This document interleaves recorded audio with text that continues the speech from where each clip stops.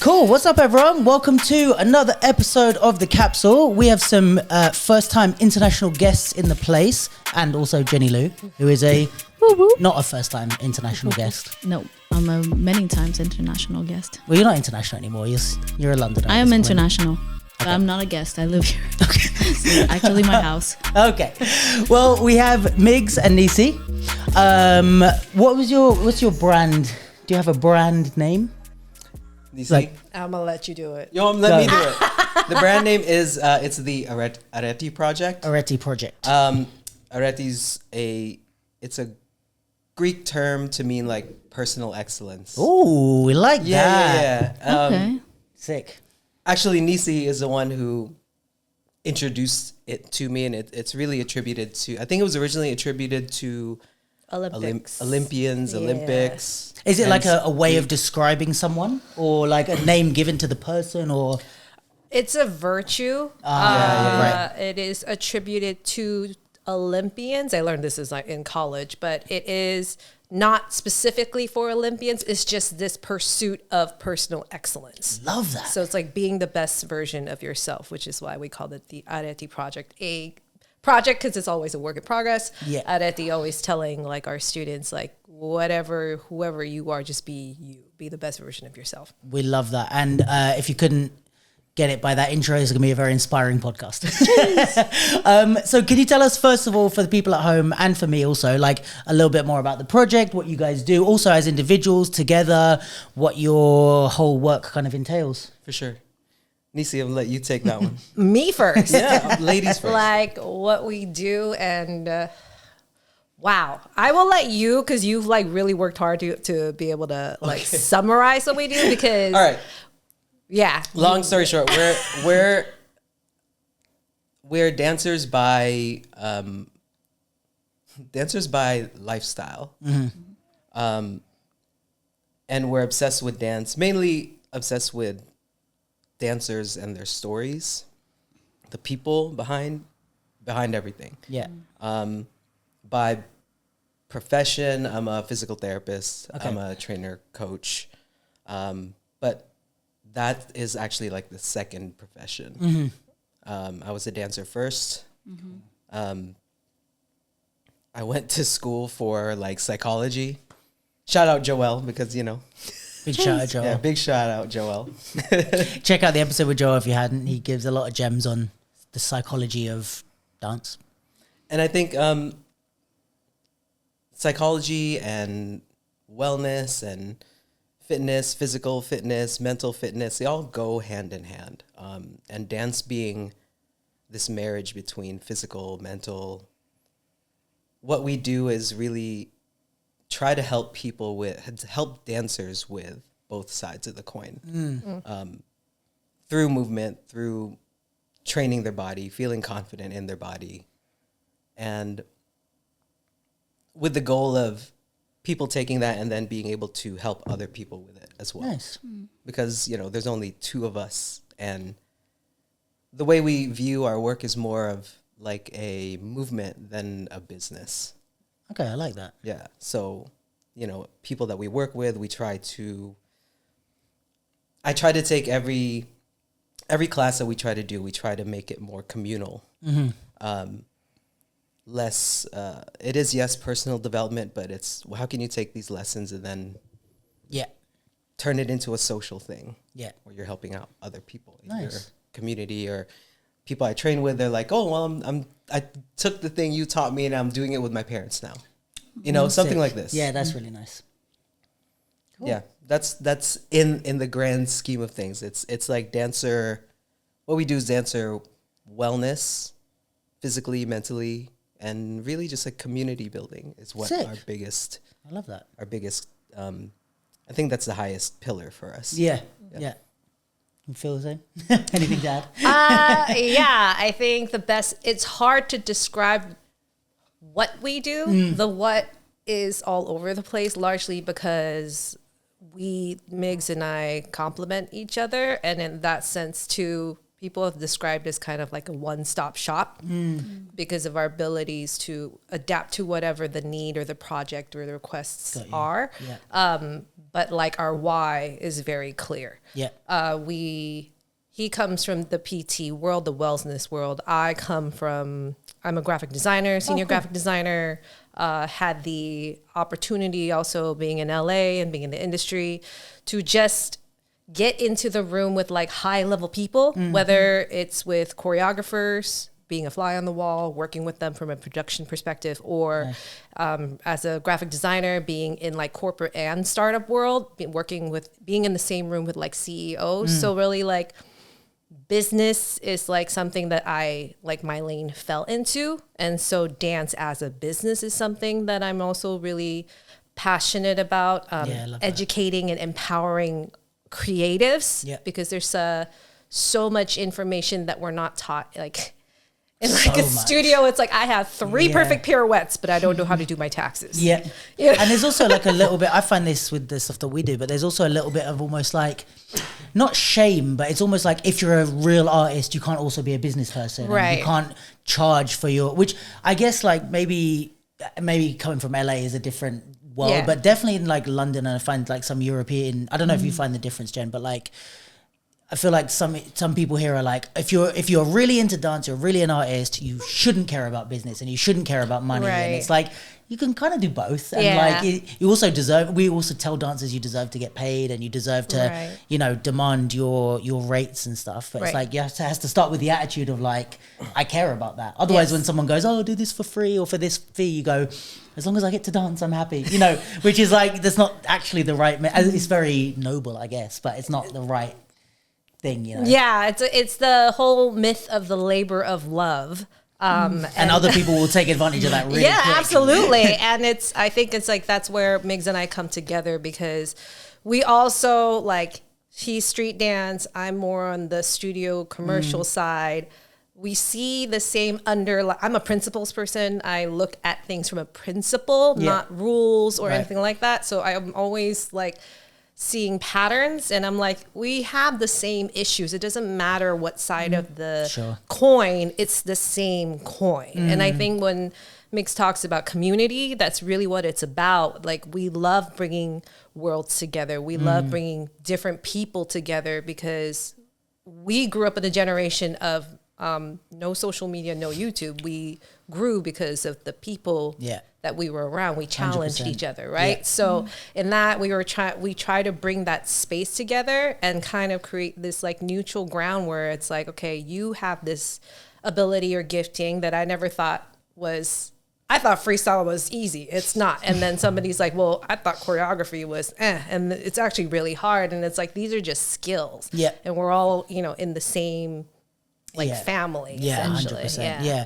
And there's so much use in, like, even if you're a battler, there's a lot of use in learning to or even just taking class. Like, absolutely. It's something I've had so many arguments with people about, of like, it's like, oh, but I just want to practice freestyle. I'm like, but you don't understand what you're missing out from not going to class and training your body in that way. But it's the same for choreo dancers, that it's like learning to explore your art, not just through making combos, but through like freestyling and being able to move freely in that way is also really valuable. But yeah, I'm super happy to have you guys here. I love looking at your content online, especially your threads. Like, that's one of my favorite things of your content. Really? Yeah. Like, and I have to say, because we were talking about like giving my social media a facelift, because he's always telling me off about my social media.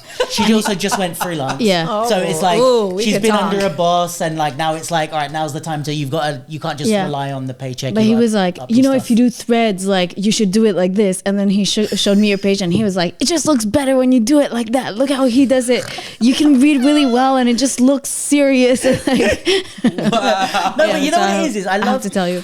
Okay, here's my thing with this.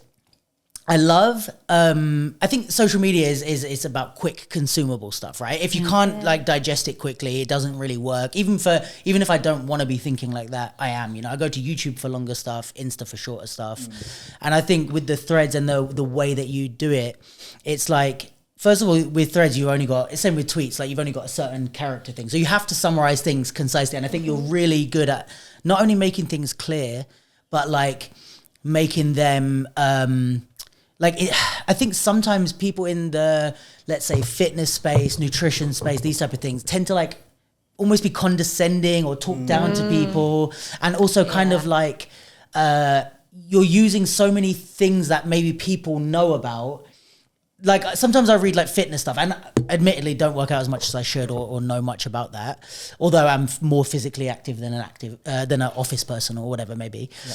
But like sometimes I'll read like fitness influencer stuff, and it will be like, yeah, if you don't deadlift your squat rack and put the 20 kilogram on the Deadlift gains, I'm like, what the I don't understand what I'm reading here to even take this. I'm like, and then I go into the gym and I'm like, where's the deadlifts? And I don't know what I'm looking for. I don't, do you know what I mean? Yeah. And then it makes me not want to go to the gym or to work out, because I'm like, I feel stupid even like going in, and you know what I mean? Whereas I think like your type of stuff is like, especially being a dancer myself, and there's that element of like just general the fitness world. Yeah. But being a dancer, it's like you had something the other week, which I thought was actually interesting to talk about at some point, but like you shouldn't train differently depending on what type of dance you do. So it's just like the way you phrase that, and like I think you had it in a video and on a thread or something. It's just like, it's so easy to scroll by, read that and go, I don't agree with this, and you should do this. Okay, cool. That kind of makes sense to me. Keep scrolling. And it's like, it's easy to just get that, which makes not only your content like more appealing to me, and me, like, that's why I can't remember how I first saw your content, but like it popped up somewhere, and having seen a few bits, I started following you. And then it was like, it makes me also want to like know more, but also engage with what you're talking about. And like, then I'm like thinking about myself. I'm like, oh, should I be training like this, or should I be doing this, or maybe that's true, or whatever, as opposed to just being like, oh, I feel stupid even trying to understand it. Sure. Like it kind of it is very inviting and stuff. So yeah, all that to say. I think, well, thank you, first of all. I just think about I came into this line of work from a healthcare perspective. But even before that, like Nisi said, I've been teaching people how to move for a long time. Right. Maybe sooner than I should have. You know what I mean? Like, you think about it, you're like, we all did. Ooh, I shouldn't have been doing that early. I was like, I don't remember. Anyway. Yeah. But I think it always comes, and even before that, I come from a family of people who work in healthcare. Right. And so the goal has always been to help people, to educate people.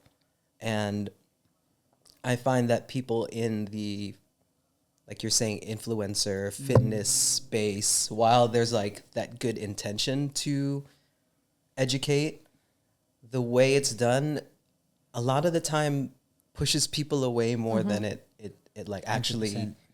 Are you giving anyone anything tangible, or is it just like reach for the sake of reach? Yeah. You know what I mean? Yeah, 100%. How many things have we seen that are like millions of views, and I'm not even fitness related, but dance related, and you're like, I don't know about that. Yeah. Right? 100%. And I think, to your point, I think about, what am I trying to say? And who is this helping? Yeah, that's big. Right, who is this helping? Am I writing something just to write something? Or am I writing something because I think it's going to help somebody? And I think a lot of times not everyone, but some people are writing to help them, or to make themselves sound good, or I know all sound these smart. Fancy, exactly. Yeah. So if you're not even thinking about yourself, you're just like, who am I helping? Yeah, are they getting the message? Which is the best we can ask. I mean, how many times you'll read something like fitness related, even dance related, and the person is using like really big language and it's like either really abstract or super sciencey. Yeah. And even me, I'll see that stuff and like 3 words in, I'm like, meh. Yeah. Skip. Yeah. Like, one, I don't want to be lectured. 2. Oh, yeah, that. 2, like, we're talking to normal people. Yeah. You know, I feel like a lot of social media is trying to impress other people within your lane. Oh, yeah. Spot on. Yeah. You know, like, I want to seem like the smart trainer. Yeah. Yeah, and you want the other trainer to be like, oh, yeah. Yeah, that dance teacher is good because they're using all the smart language. Because he deadlifted his squat rack. I deadlifted I bench pressed my My PB. my bicep. Yeah. Yeah, but what do you, so because I know, like I've heard through the grapevine, but I feel like I've had little kind of glimpses or insights, like your names have popped up into the people being like, oh, I've worked with Migs, or oh, I've brought them to teach in this place. But so this project that you guys have, like what kind of shape does it take in the kind of, not day to day, but is it a lot of one-on-one? Is it group training? Is it an education? Like how does it take shape out in the world? Is it online? Yes. What's happening? Yes. Yes to all the Yes to above. everything. It's shifted a lot Yeah. in Right. the last year. Yeah. And then even more in the last like 2 few months. Oh, really? Yeah. Oh, so what's the or not what's the journey been, but maybe how did it start and where are you now? Yeah. Like, That's a great question. How do we start? How did we start? With like movement. Yes, all the mindset? way back. Oh, we're going that Yeah, let's far go, let's back. Okay. back. Way back to COVID. Oh, okay. COVID times. Is this Yeah. when it started? This is when we started working together. It's when we started. It's also how we got together. That's a different story. Yeah. It was. I mean, that's essentially how we got reintroduced to each other. But 2020, COVID, all of that was happening. I've always wanted to do something that was more than just teaching like drop-in dance classes. Sure. Coming back from LA, there was a part of me that was just like, this isn't it. Like there has to be more to it than just, not everybody wants to be in the industry. Not everybody wants to be a working professional dancer. But still, to me, it's like dance lessons. So much of dance lessons are life lessons if you know how to teach it in that way. Yeah. It, to me, is no different than like when parents are like, my kids need to play sports. They don't need to play sports to become an Olympian. They play sports because there's something that being on a sports team teaches you. 100%. And part of the trying to change the mindset of what people think dance is, and making people understand that dance can teach you those things and more. I really do think that dancers are the most well-equipped people to shift in whatever industry or occupation they choose because of what you learn in dance, whether it's in a studio or in a session, because of it's not even the physical skills, but the mental skills and the adaptiveness that you have to build. And that kind of translates anywhere. So with that, I created a thing called Movement Mindset, and it was just like prototype, just like you. It's like, you just start. Yeah. I was like, I'm going to do in person like once a week outside, whether hopefully it's COVID fine because time, so you COVID could, time, like, right? So you got to distance yourself. Dance outside. Right. But I really had this idea of doing like lecture and lab, kind of like school where it's like online and we're studying things, topics that you don't talk about in a dance class because it's drop-in. Got you. Right. So it's Like kind of going a like bit deeper. it's a course basically. And so you talk about things like music theory, and you're talking about, they're like, I'm like, do you even know what a triplet is? And they're like, and it's like, great, we're gonna, all those factors. And then they learn a routine that has to tie with the subject at hand. And then they meet up in person, and the goal is to understand like, where did you miss something? Because online is obviously visual learning, and then now you have the tactile learning in person. That's nice. And it like kind of gives you a double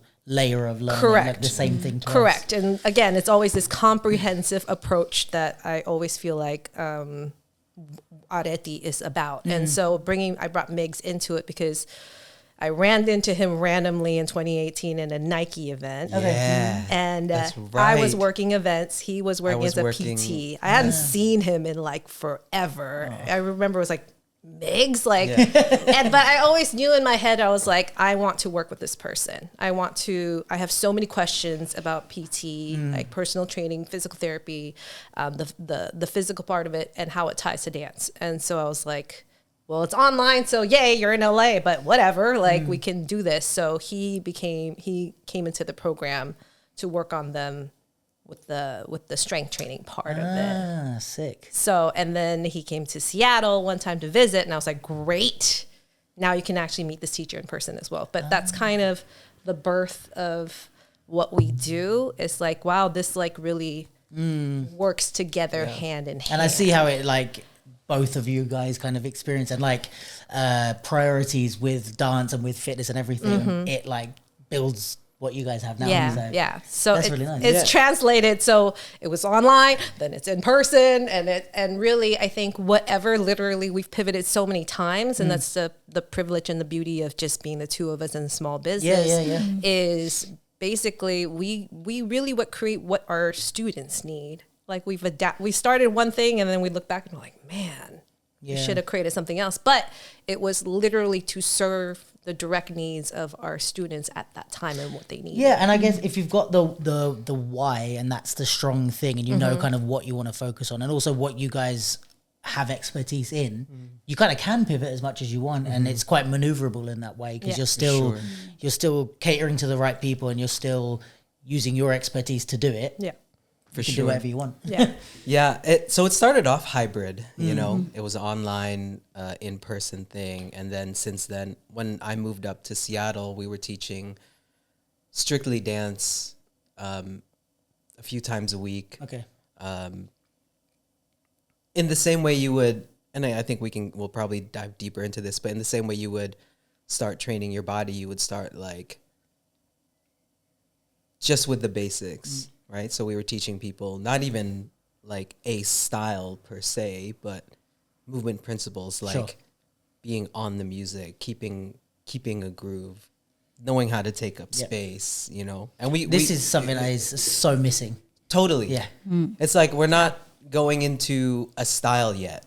It's just do like you even basic know principles? Yeah, movement principles, music principles. Do you even know what the heartbeat of the song is? There's so many people that are like months deep into like pop-in classes or whacking classes, and it's like, I know all this vocab, I know all this history, and it's like, okay, but you're offbeat. Like that should be day one. You know what I mean? 100%. Or like not even that. Like even before we talk about offbeat, it's like you don't have a like. This is something that I think contemporary dance does a really good job of, and I think, especially in the like kind of hip hop styles world, we have a bit of I don't have it, but I think there's a general air of like we don't need to listen to all their like institutionalized nonsense. Like we're gonna do things our own way, and we don't need. But I'm like, there's a lot that they do. It's like ballet contemporary has been going for 400-500 years. 100%. They've learned a couple of things, and like one of the things that like contemporary has learned very well is like there's whole classes that are not about moves or vocabulary or anything. It's just about weight distribution or like moving across the floor. Moving across the floor. How do you move in the air and land stable? You know, which is like we don't get to there until we're like 10 years deep in a battle. We try and jump and go, I can't, like, maybe I should practice landing. Like I sprained my ankle 15 times doing that. There must be another way to do it. Feel that way. So I think, sorry, all that to say, I think it's a really important thing to start with. And then also it's like having, I guess it's like having your starter Pokemon in a way that you can kind of go in whatever direction. Do you know what I mean? It's like, if you have these skills, later you can go, I kind of like whacking, I kind of like breaking. I can do whatever. Not like, which I think happens to so many people actually, is like they get like 3 years into a style, and they're like, I don't actually like this style, but like I've committed now. They've committed to it. It's like, I wish I could have been a breaker. And it's like, well, you could have if you didn't just dive headfirst into like. Or you get people that like from early really understand the principles, and then they're really able to shift between 100%. styles. That's true. That's so easily. And you know, there's some people that you see that they're like, I mean, Frankie like is an example I was going to say. But also he studied at the Place. I wonder how much of that. But it's like, you know, whether he's a genius, we'll never know. But but it's like whether he's like especially gifted or he's like kind of picked up really early on like principles of dance and of movement in general. It makes it and I think also he has like a bit of an obsessive person. Like when he gets into something, he like Yes. gets into something. Yeah. Right. Yeah. But I think, you know, it's like the fact that he hasn't necessarily like trained hip hop like some people would define train hip hop, but he can go and enter a battle Oh, and yeah. do really well. You know what? It's like the principles, once you understand them, they just kind of translate from one to the another. And Absolutely. all you need is vocabulary is really what you add on top. For sure. It's not the I very think base. the differences between, especially in the like hip hop freestyle kind of world, the differences between the styles is like the tip of the iceberg. All of this underneath, and I said this to so many people, is just dance. 100%. Like that's why people get confused when it's like you said, like if Frankie enters a hip hop battle and he's good, people are like, wait, what? But he's not. Or like I thought he was a house dancer. or there's people that like that are like I don't know, hip hop dancers or poppers, and you see them do a bit of house, and you're like, wait, they're actually good. It's like, yeah, because it's not so sectioned as you think. It's just dance. Right. Then you can throw some vocab in if you know 2 or 3 steps, but you're an experience. Yeah. You could teach Frankie like 2 things in whacking. He could probably Smoke people. Yeah. Because it's like your mind understands dance, rhythm, tempo, movement, and then also understands how to take vocabulary and split it up. Like there's just so much things that like when you teach someone that, you're giving them this much. 100, When yeah. you teach someone just the style and the vocab, you're giving them this much. Well, we And it's also like- we have to understand too that these styles didn't exist in a classroom format. They weren't codified, and they weren't split up. No, a they lot of weren't. them. No, It's like, you know, if you take like a lot of well, when I first started dancing, 2007, 8ish, like it's not that long ago in the history of the styles, but it's still quite a while ago from now. Yeah. I was always taught that hip hop and house were like brother and sister styles. Like there was a lot of crossover steps. There's a lot of things that you do on a different kind of cadence that works in house that could work in hip hop. Right. Now it's like they couldn't be more different. Like hip hop and house, like So, yeah. you don't even Yeah. see the crossover anymore. Yeah. But I think it's like, like the in battles, in sessions, everything's so split up like this that you almost forget like there's not that much difference between like locking and whacking and like any like, even popping. These like funk styles have a very similar bounce, movement, way of attacking the music. Totally. You know, I think one of our mentors, Rashad, I love Rashad. listen. Dance. I don't know him personally. Yeah, I met listen. him once. Listen, talk about being able to flip and switch and Yeah. one of Because he's the a greats. dancer. 100%. Like, you know. He when we're in his classes, he loves to storytell, and what I think, to your point about what studio dance like contemporary does well, is like breaking down those weight shift, breaking down like a bounce, a rock, things like this that will underlying to now many street dance styles.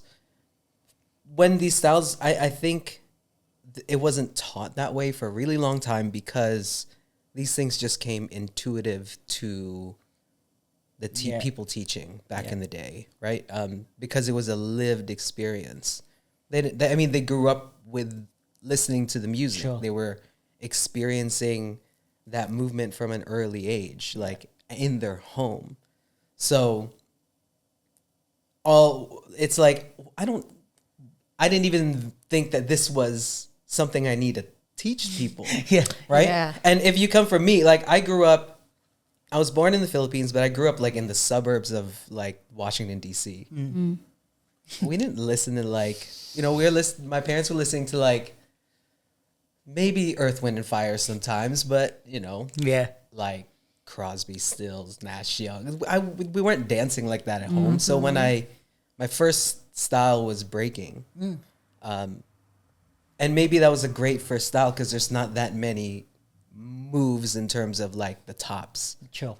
I can't really get too like technical in that sense. I have to learn how to Explore. rock, Yeah. and the rock is like very strong just in tops back. This was like early 2000s, right? And so I didn't really have many moves, and you had to just get used to that. But it wasn't, I didn't know what that meant, like how to dance. I need more steps, Yeah. Right. And so because we didn't grow up with that, or I feel like a lot of people nowadays who are entering dance are entering it from different points, whether it be like a collegiate dance team or you know, in their classes or through battles or whatever. And that's okay. You have different entry points nowadays. And I think maybe that's why these like principles just weren't taught, because it was something that came naturally to 100%. the people pioneering the style. They're like, I don't need to teach this. This is just how we dance. And to be honest, it's probably like there's definitely a difference in like the expression of it now, because I guess if back in the day it was like you're learning these styles, or you're absorbing these styles in a club to exchange with people, and now it's like, right, you're going to do all these rounds, high pressure on a stage, weekend after weekend, to win with judges that are breaking down every detail. And it's like, that was never the expression of it before. Even the battles, I imagine in those days, weren't the battles of people being like, and then we have to move the fader to, like, you know, it wasn't like you missed the foot. Yeah, exactly. You didn't point your foot there. Breaking down all these elements. And I think it's like, now that there's that, it's also like, okay, if we're gonna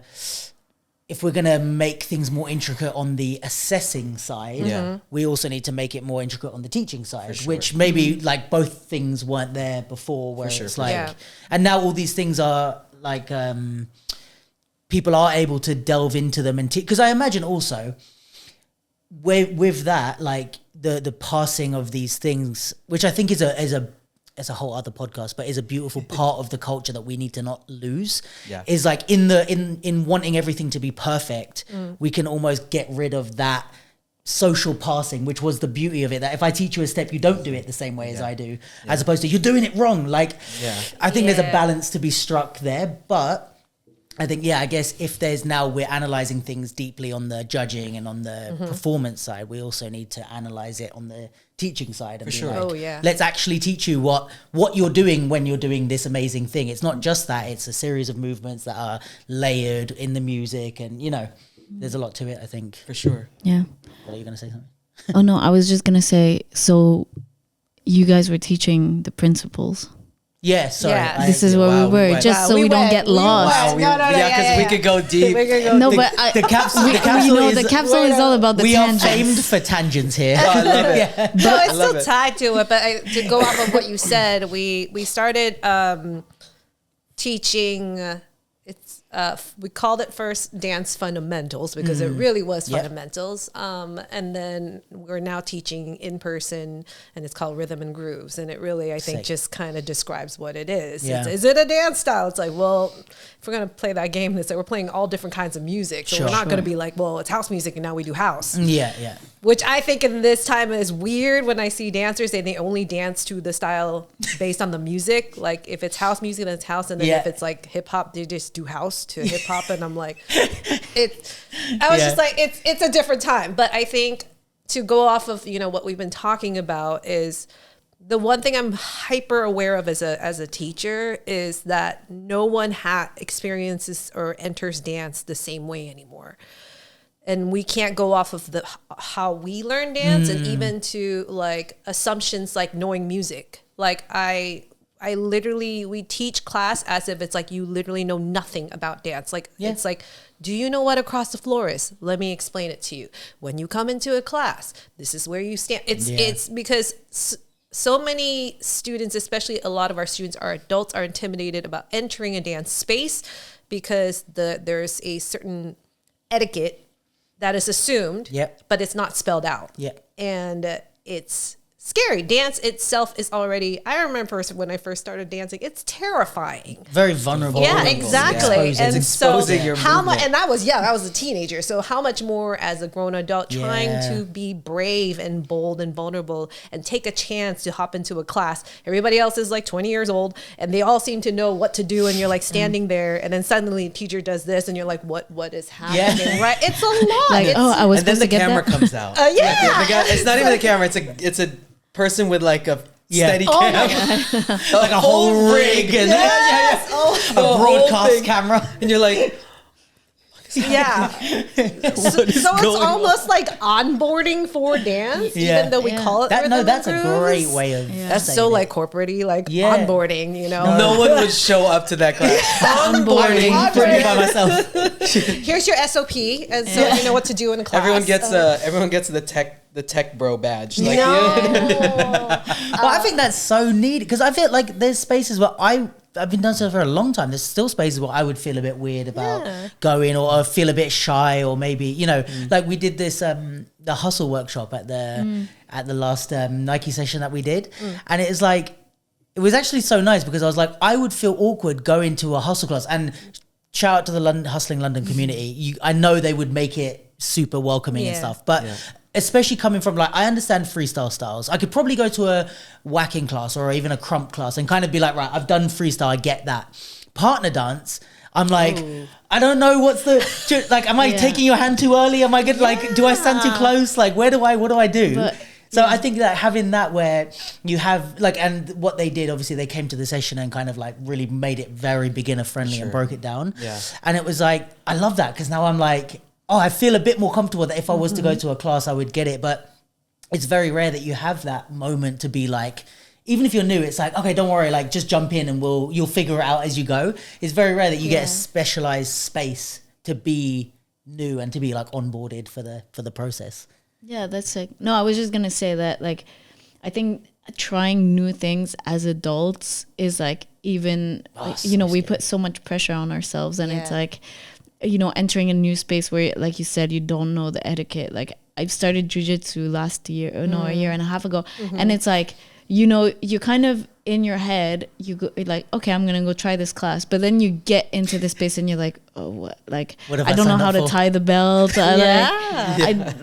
People run around. Oh, I'm supposed to roll on the floor. Like, it's just a lot to take in. And I think with like sport or something like that, when you're doing an activity, it's like, the focus is almost on something else, but with dance the focus is so on yourself that I think it's like the kind of extra self-awareness can be daunting for a lot of people.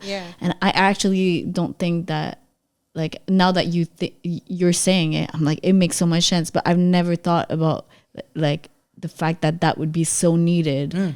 Or that might be such a barrier for people to want to start dance if there's not like a space that's welcoming. 100%. You know? Yeah. So that's really cool. Yeah. We've had students that literally almost gave up dance. I bet. Because of, by no fault of, you know, a teacher or anybody, but it's just kind of, you see people behave in one way and then you're like, I don't get it. They got it. They picked up the steps. I did it. Something must be wrong with me. I don't think it's cut out for me. And a lot of what Migs and I do is really deconstructing. It's a lot of making our students understand themselves. And you know how we were talking about how people have the ability to jump into other styles like so comfortably because they understand these principles. Really, I think what we try to introduce is, I would say, vernacular dance. It's just dancing that's, you know, I grew up around people and it's like, you just did it. That's what you do. Nobody's teaching me a class. You go to the club and you just did it. That to me is vernacular dance. It's whatever is in your community, in that social scene that's happening. Nobody's telling you what to do. You're just kind of picking up on it and making people understand, a lot of people don't have that background. A lot of people now don't have music. We were required to play an instrument in the States by 4th grade. It was like, pick your instrument. I'm like, oh my God, you know, and it's like, flute. I picked the flute, you know what I mean? I was like, and that was like, and by the time you hit high school, you were either like in band and orchestra or choir, right? So these things are baked into your education, but now we have people from all over the world. The education system's not the same. There are people that have never done sports because now physical education's not a thing. So we have to understand it's like these things that were so normal in growing up are not that anymore. And they need to know that they're okay and that they're normal. And it's like, no wonder it's like, oh, I didn't realize, of course I would have a hard time because I didn't grow up with this music. Why do they look so natural? Why am I not picking it up? You know, 100%. It's a lot of them understanding how to give grace to themselves and then understanding like, how do I understand the dance and how do I feel the music and do like this? Like, don't look left and right. Like, how do you resonate with it? Because if they can figure that out, then everything else adds on to it, or else it's kind of like you have an identity crisis essentially. Oh my God. Yeah. Just agree with everything you just said. But I think, you know, as like one thing that I love about that is like, I really have an issue with sometimes the way we speak to younger dancers because coming from the way like, and I understand why it happens, but the way that the like hip hop culture evolved, there's like a very big importance on certain elements, right?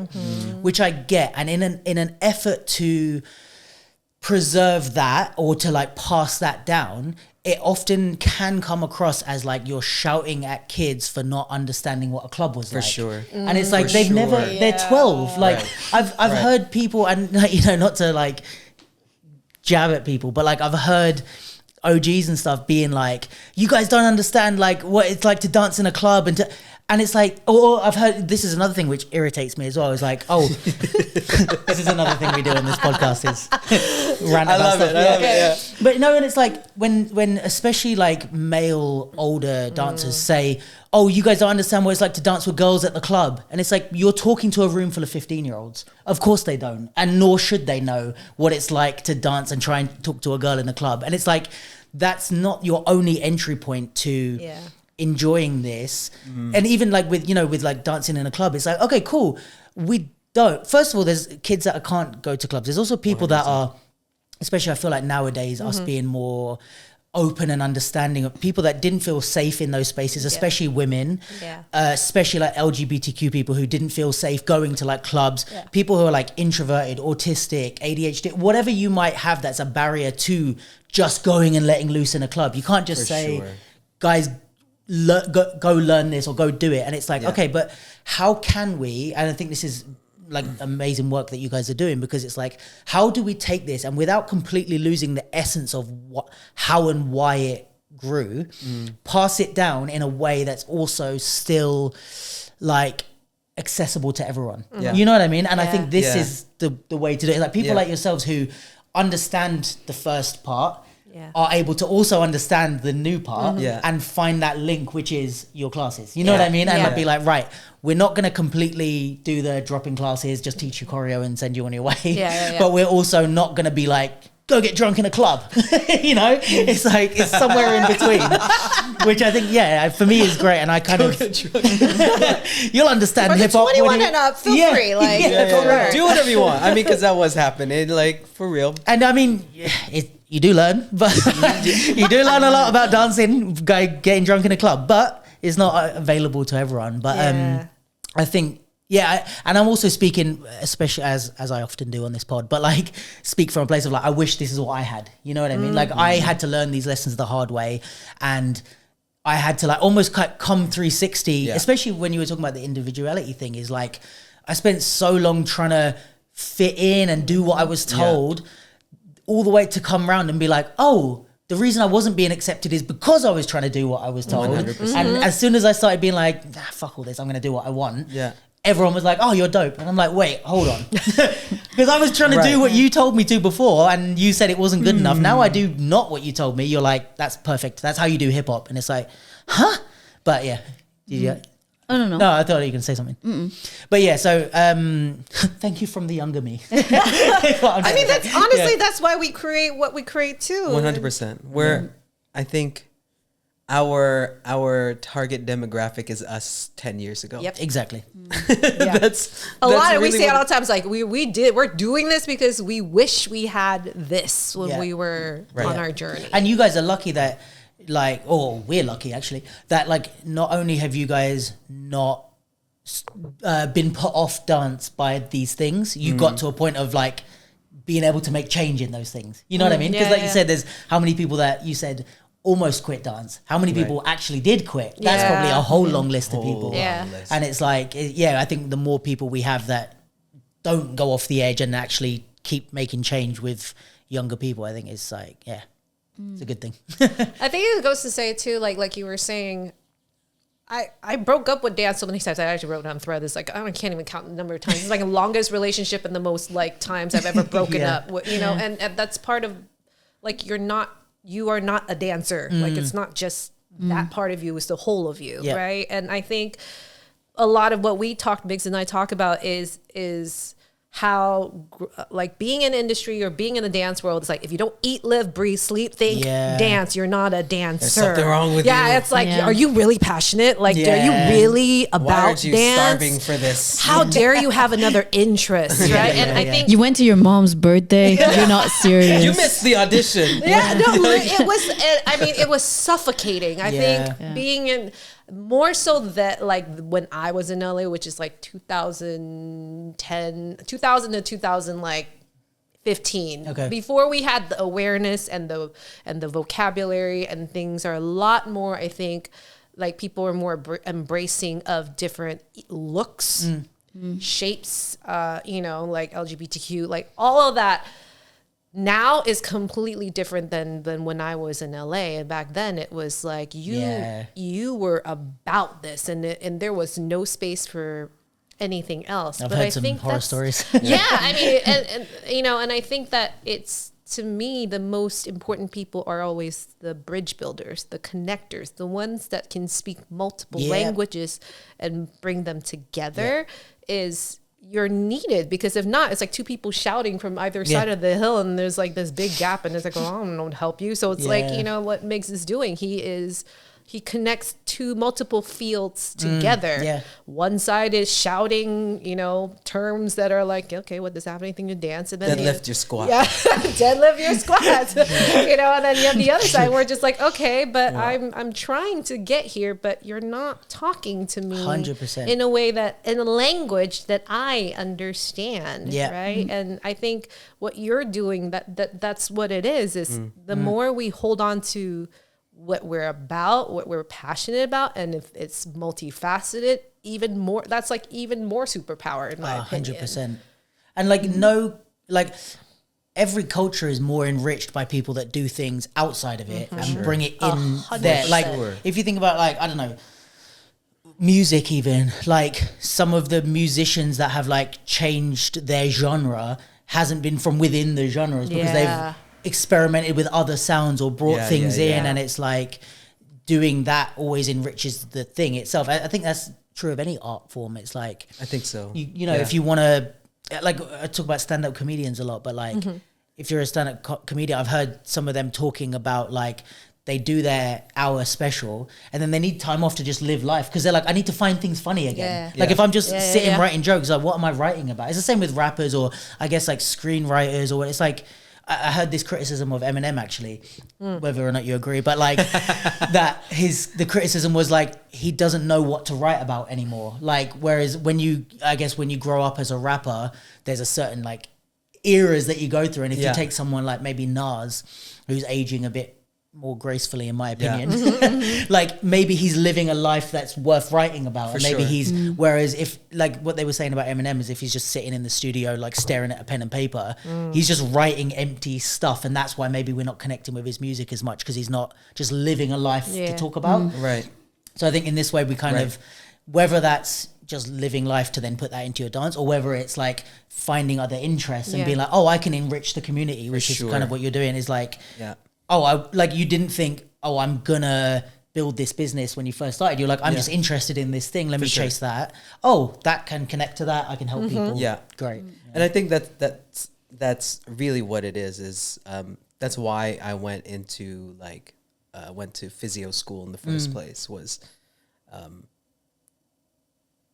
dance was like, well, okay, how can I take all the education I got from all my dance classes, from spending years in learning these things and not just like, well, that was that. Let me go into, let me be a finance guy now. You know what I mean? How can I keep that physically active, all the intelligence we learn in our body and apply that to a different medium?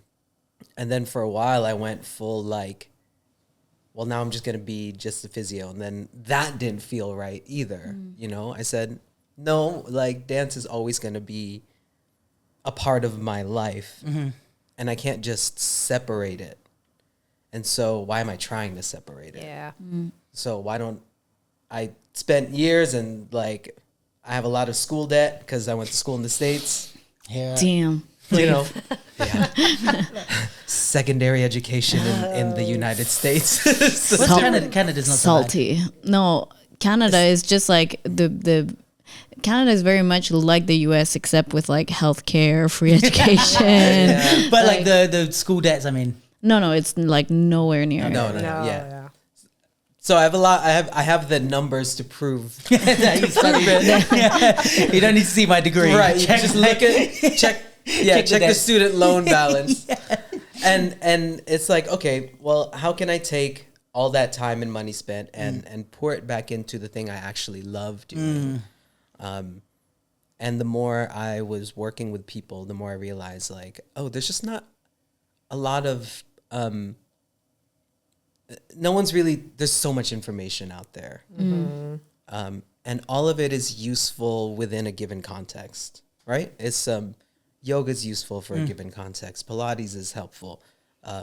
Weightlifting is helpful. Running is helpful. But it's all just how it fits into a person's lifestyle and what that person's goals are. Yeah.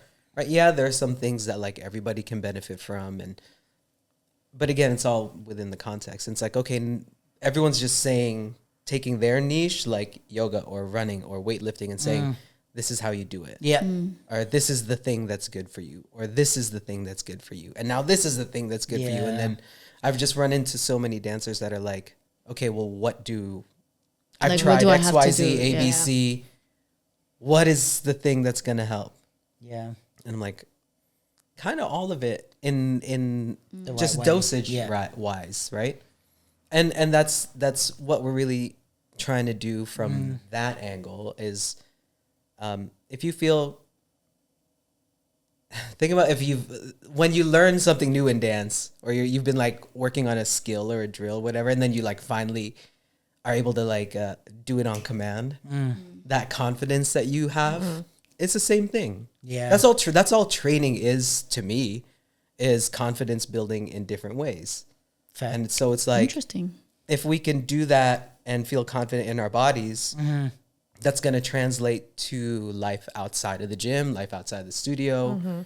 You're going to, when you feel good, you're going to talk to people differently. You're going to interact with your That's so true. friends and family differently. I mean, when I get a beard trim, I'm a different person. Listen, Let alone when going to the gym. when I have time to cut my hair, I'm like, oh, today's gonna be a good day. The world is a better place. Oh, I was able to like put clothes on today. I'm like, I'm like Mary Poppins, like the birds are helping me get dressed. yeah, like a Disney movie.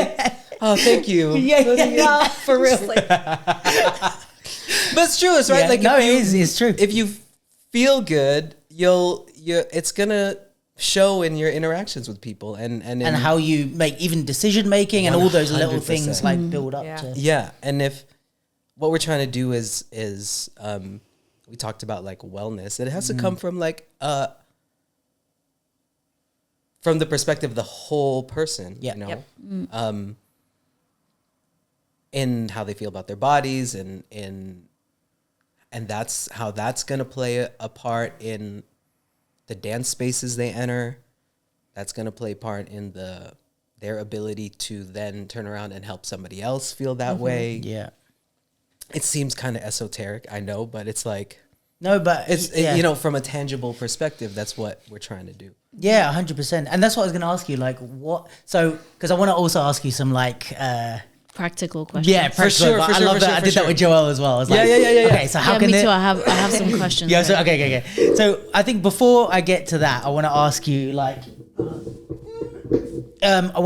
okay, so if we're talking like wellness of the whole person, like if we use Yeah. me as an example, Right. like what should I or another dancer be doing or not even doing? What are the things that make up ourselves that maybe we're not thinking about? Because like in my head, I'm like, go to the gym, get therapy. Like, like but like, start. obviously there may be like nutrition, like what are if we were to like write on our wall the things that we need to think about every day in order to like take care of ourselves as whole people, what would that make up? And is there a way that I'm thinking about it that's too straightforward? Is it just like work out, go get therapy, or is there like more things in that's that we should break down? I guess it's like if you think of like the Arete pillars, like what are you guys' pillars For sure. of, because it seems like, most of what I saw was like about mainly the kind of fitness content for dancers specifically. Yeah. But talking to you guys now, I think it's a much more like holistic approach to wellness in general. So when you tackle that, which is just like another way of repeating your question, but what are the like kind of guiding pillars that you guys use to not assess people, but like Or help people. Yeah. For sure. Do you want to start? It's like the equip. Yeah. You start. Well, I think we do this to each other all the time. Okay. It's like what we're sharing, equipping, and what we're saying, empowering. It's like, or in a simple terms, when we talk, it's like, how does this help? Is this helpful? Is this not helpful? It's not as much a pillar, but I think a lot of what we try to like drill into our students, so it's like a mini version of like Migs and Nisi here asking a question, is observing themselves, observing yourself, because a workout is a workout is a workout. Part of our program, like Mighty Movers, one of the things that we were talking about is like, pay attention to yourself, pay attention to what brings you joy. You know what I mean? You have to know yourself, because all these things are just they're to-dos essentially, but you have to know what works for you so that you can bake these things into your day-to-day. So like part of like the conversation that I have with our students, because I'm also working out, he's programming for me, is knowing that I don't like to work out. Do not make me work out at home. It won't happen. I have to physically, and it's like an awareness, understanding of yourself. I have to physically remove myself. Right. And that goes across the board with gym, working. Like I would I stopped. I had a desk in my bedroom, and like my sleep was terrible, and I learned very quickly that I cannot have this in this space. I need a dedicated, separate space, at least another room. Even better if I have to physically remove myself to be in another space, because I know that there's just something psychological that happens. Like, okay, I'm here. Yeah, 100%. I'm here to do this, so I do this, right? Yeah. So knowing that already, when it comes to work, removing myself, being in another room or another space, I already know I'll get more work done. Yeah. Same thing with working out. If I go to the gym, I'm in a gym, I'll work out. But I also know that like I have to bake a reward for myself. Okay. So I love having a nice like bubbly shower. So I like bring my loofah and I'm like, like it's the reward after the workout. I don't, the workout is fine, but it's like it becomes the routine. And then, so I know that brings me a little bit of joy, like, but I'm gonna get a bubbly bath in the shower and I feel good and fresh, afterwards. But that's what I mean when like, we always tell our students, like, you got to pay attention to yourself, or else you're going to ask what to do, and you're just going to keep doing things. Like, what do I need? Yeah. The author Simon Sinek. Yeah, what do I know? The marketing. Start with Why. Yeah, Start with Why was his biggest book. What? Yeah, have I read one of his books? Why do I know that name? I don't know. You probably recognize it. You probably yeah. Or maybe I was watching an interview with him or something. Probably. Yeah. I would say one of our pillars, if we had to like actually say what Nisi's saying, is we have one of the things that we tell our students is, why are you doing what you're doing? Why are you dancing? That was way more succinct than what I said. Yeah, no. You have to give the example. You have to give the example. Is why are you dancing? Yeah. Is it for fun? And whatever you say is totally fine. Yeah, sure.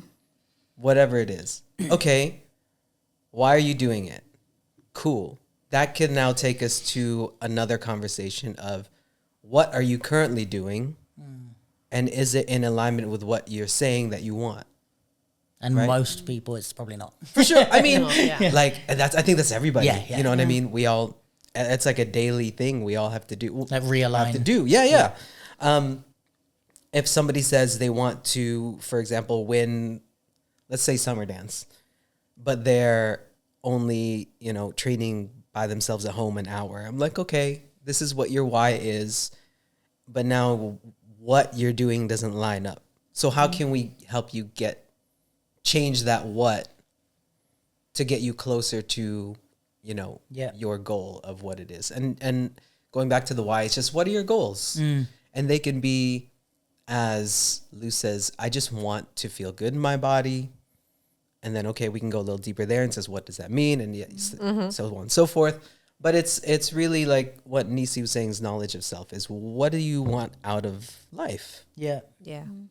Dance is just a touch point, right? Because I think we all just gravitate towards people like ourselves, dancers. But that means so many different things to so many different people. Very true.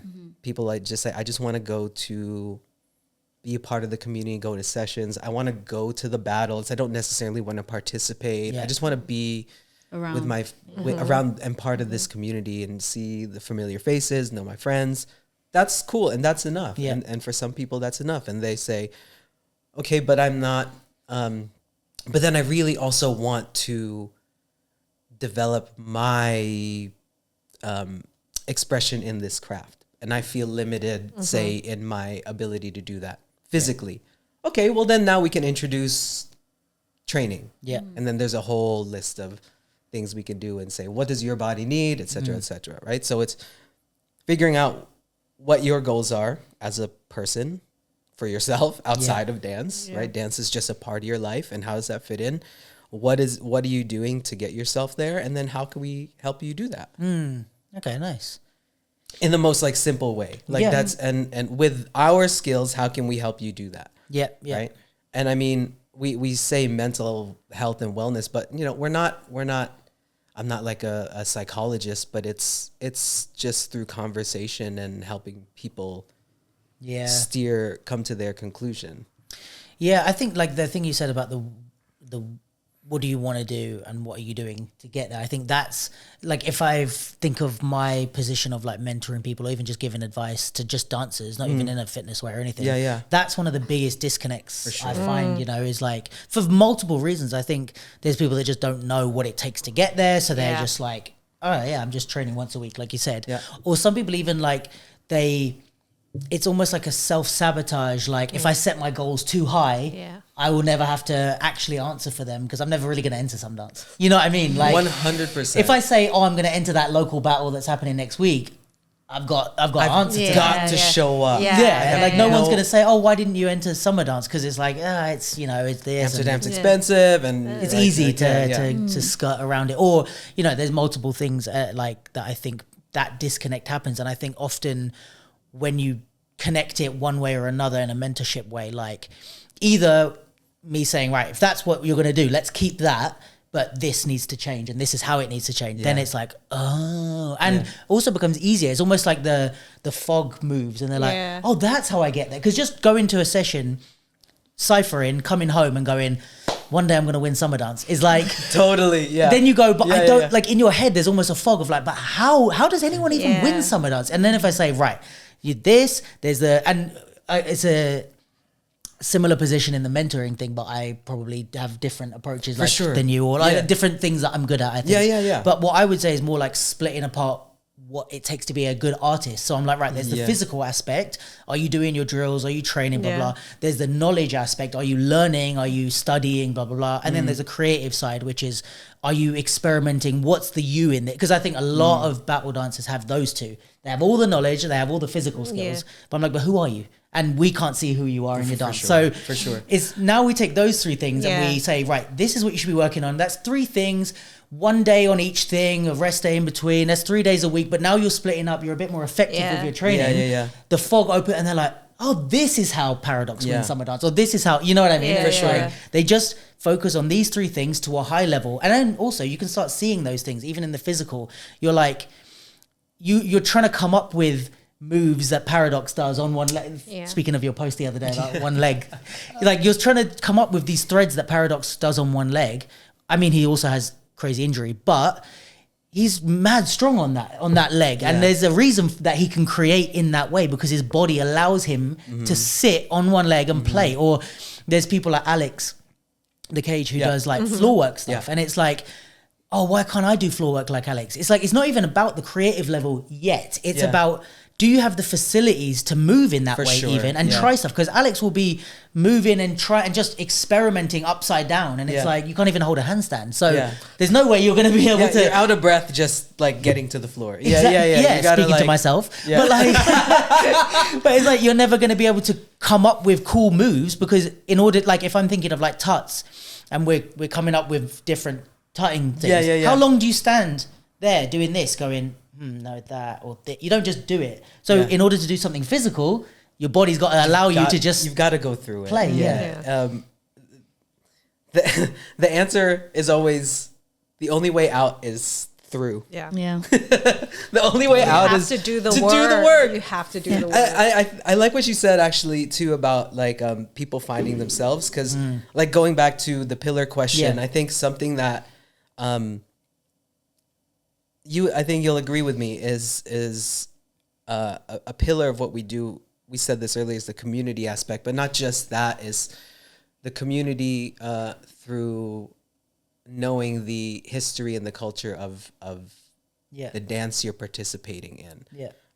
And I think that helps you to connect to yourself when you understand the stories and the histories of the people that started these things and their whys in the first place. Like if we go use house, it was an escapism from the societal pressures of the time. Right. And okay, maybe those clubs don't exist anymore, but if you can tap into that for yourself, you can then find your own escapism. For sure. Exactly. And you don't have to, like you're saying, you don't have to be, oh, okay, well, they told me to go to clubs, so now I gotta go to a club that doesn't exist anymore. Exactly. But if you understand the stories of those people, and like, if you have the good fortune to end up meeting and developing a relationship and doing life with people that are of the culture, which is really hard nowadays. Like, how many dancers will go to New York or know what it's like to be in like a Black American household and actually do life with those with Black American people? It's very rare, right? Unless you're willfully you're taking the time to do it. It's hard, and I think finding yourself through, I think people use that term, find themselves, and they find themselves through more practice of just the art itself. It's like, now I've found my style, but then you see someone that's really well practiced, but there's no identity there. You know what I mean? Listen. I think this is, I wish I can remember where I heard it, but it was like, if you wanna diss an artist, just say you're very well practiced. That's good. You know what I mean? That is good. If you want to diss an artist, just say you're very well practiced. Because it's like that is a stinger. It's like ouch. But I think, you know, this is something that I've said probably for people that listen every week. Like I've said this probably a million times, but I always think about stuff like this. But it's like, I think the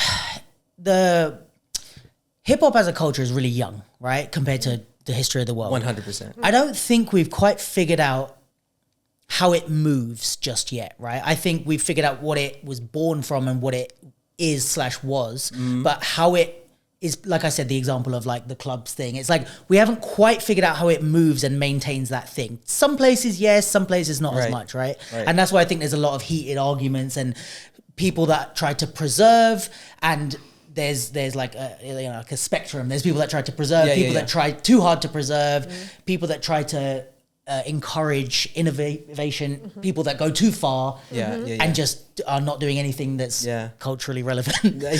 But I think for me, the way I've kind of found my peace with the cultural element is like, for me, the most respectful thing to a culture is to identify, or to be a part of it, is to identify with the why. Like what you were saying why did the house dancers create the thing? Not copy the product that they created from their why. You know what I mean? So it's like, say with hip hop and let's say hip hop dance, right?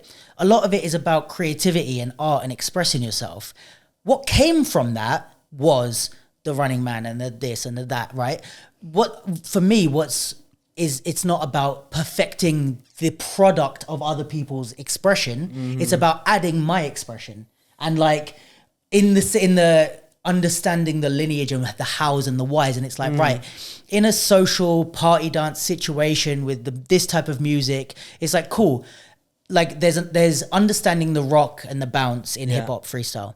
Then there's doing the rock and the bounce in your way and not just doing it exactly how that person. Yeah. And I think that's the key that people miss. They go, well, I do everything how I'm supposed to, and I've ticked all the boxes. Salute. It's like, but I'm a great student. Yeah, and it's like, actually, that's not the point, because you're sucking the life out of it because you're not adding anything to it. To be honest, and like might be a controversial thing. I also like when not even from young, like when I went to battles and stuff, I don't particularly love the idea of like dressing up like the dancers in the 70s and 80s to battle. I get why it's done and it's a tribute and stuff like that. But I also think if we now zoom out and in 100 years we look at the lineage and it's like, right, 70s, 80s, 90s, 70s, 80s, what? Hold on a minute. Like, where were the 2000s? Where was the 2010s? Like, I feel like, to your point on that, like, people's expression of hip hop is stuck in New York in the 90s. And you weren't there. And that's it. And like, you've never been there. It's like, what? You know, it's really great for Carhartt. They're doing great because of that. They love it. It's free promo, 100%. basically. Well, you know what I mean, though, Yeah. right? Like, everyone saw the same like lookbook and said, 100%. I'm just going to take just hip hop in the 90s, New York in the 90s. Sorry. Literally. And that's the only aesthetic that a lot of people wear. And a lot of people will put it on like a costume. You know what I mean? That's literally what it is. It's like, and that's what I think is so upside down, because it's like, oh, I'm being respectful of the culture by cosplaying. Do you know what I mean? A b-boy from the 70s, and it's like, but you're not. You're from just Sweden. Or you're from London. Adidas tracksuit. Yeah, you know, and I think that's, like, I speak about this with like the London dancers, but I think we're quite lucky as far as the rest of the world goes, in that I really believe like London has its own version of hip hop culture through like grime and UK rap and stuff, which is like, sure. It is influenced by American hip hop, but also there's so many elements of like garage and drum and bass and London culture that's really brought The music that's from here has Yeah. changed the expression of it. Exactly. And like even, you know, the Jamaican and African like immigrants that came and added their voices to it, 100%. where it's like there's a really special thing I find in, like, that's why I love London. But like, I think that's often my advice to people is like, what's your hip hop culture? And I think we do have some of, like, I think it's harder in some places where they're like, we kind of don't have one. For sure. That's really hard. And that's real That's too. real. That's real. It's like, real. And I think you were talking about it before, where people are just saying you need to do it this way. It's like, well, some people really have no access. It's a really tough it's kind position of to be in. privilege to have access to Yes. the culture and the people from the culture. Yeah. You know, you got to do the best with what you've got sometimes. As long as like, you know, you're in pursuit of that and aware that, okay, maybe we can build up to having those resources so we can actually start to experience some of that.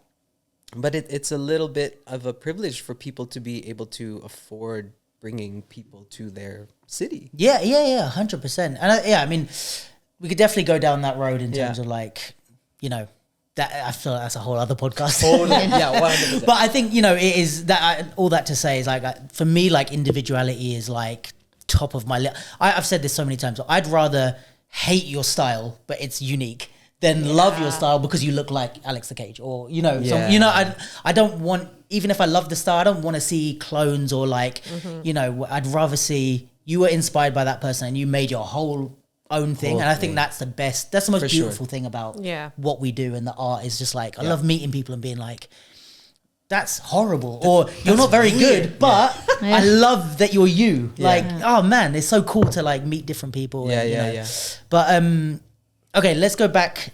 Yeah, I know you have questions. We were talking about like what somebody would do like for a day. Yes. Is that where you were going? I don't know. No, we were talking about like I think we were talking about like the pillars of like the kind of pillars not the and- pillars of not like your pillars of wellness, but like when you guys, because you're approach is quite holistic. Yeah. So I think that's where the conversation started. Yes, but, for sure. But I think maybe I'll ask a Go question on. that maybe ties into what we were saying. Yeah. But of the students that you, or, you know, students or clients of people that you work with in the like wellness area, but with dance, what is like one of the most common misconceptions that people come with? Oh, that's really good.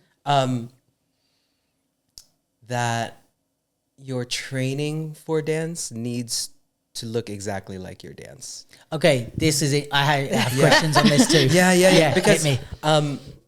people will very generally speaking, they'll be like, okay, in dance I need to be flexible. I need to have a good core and stabilize and etc. And the words like flexibility and stability are two things that get.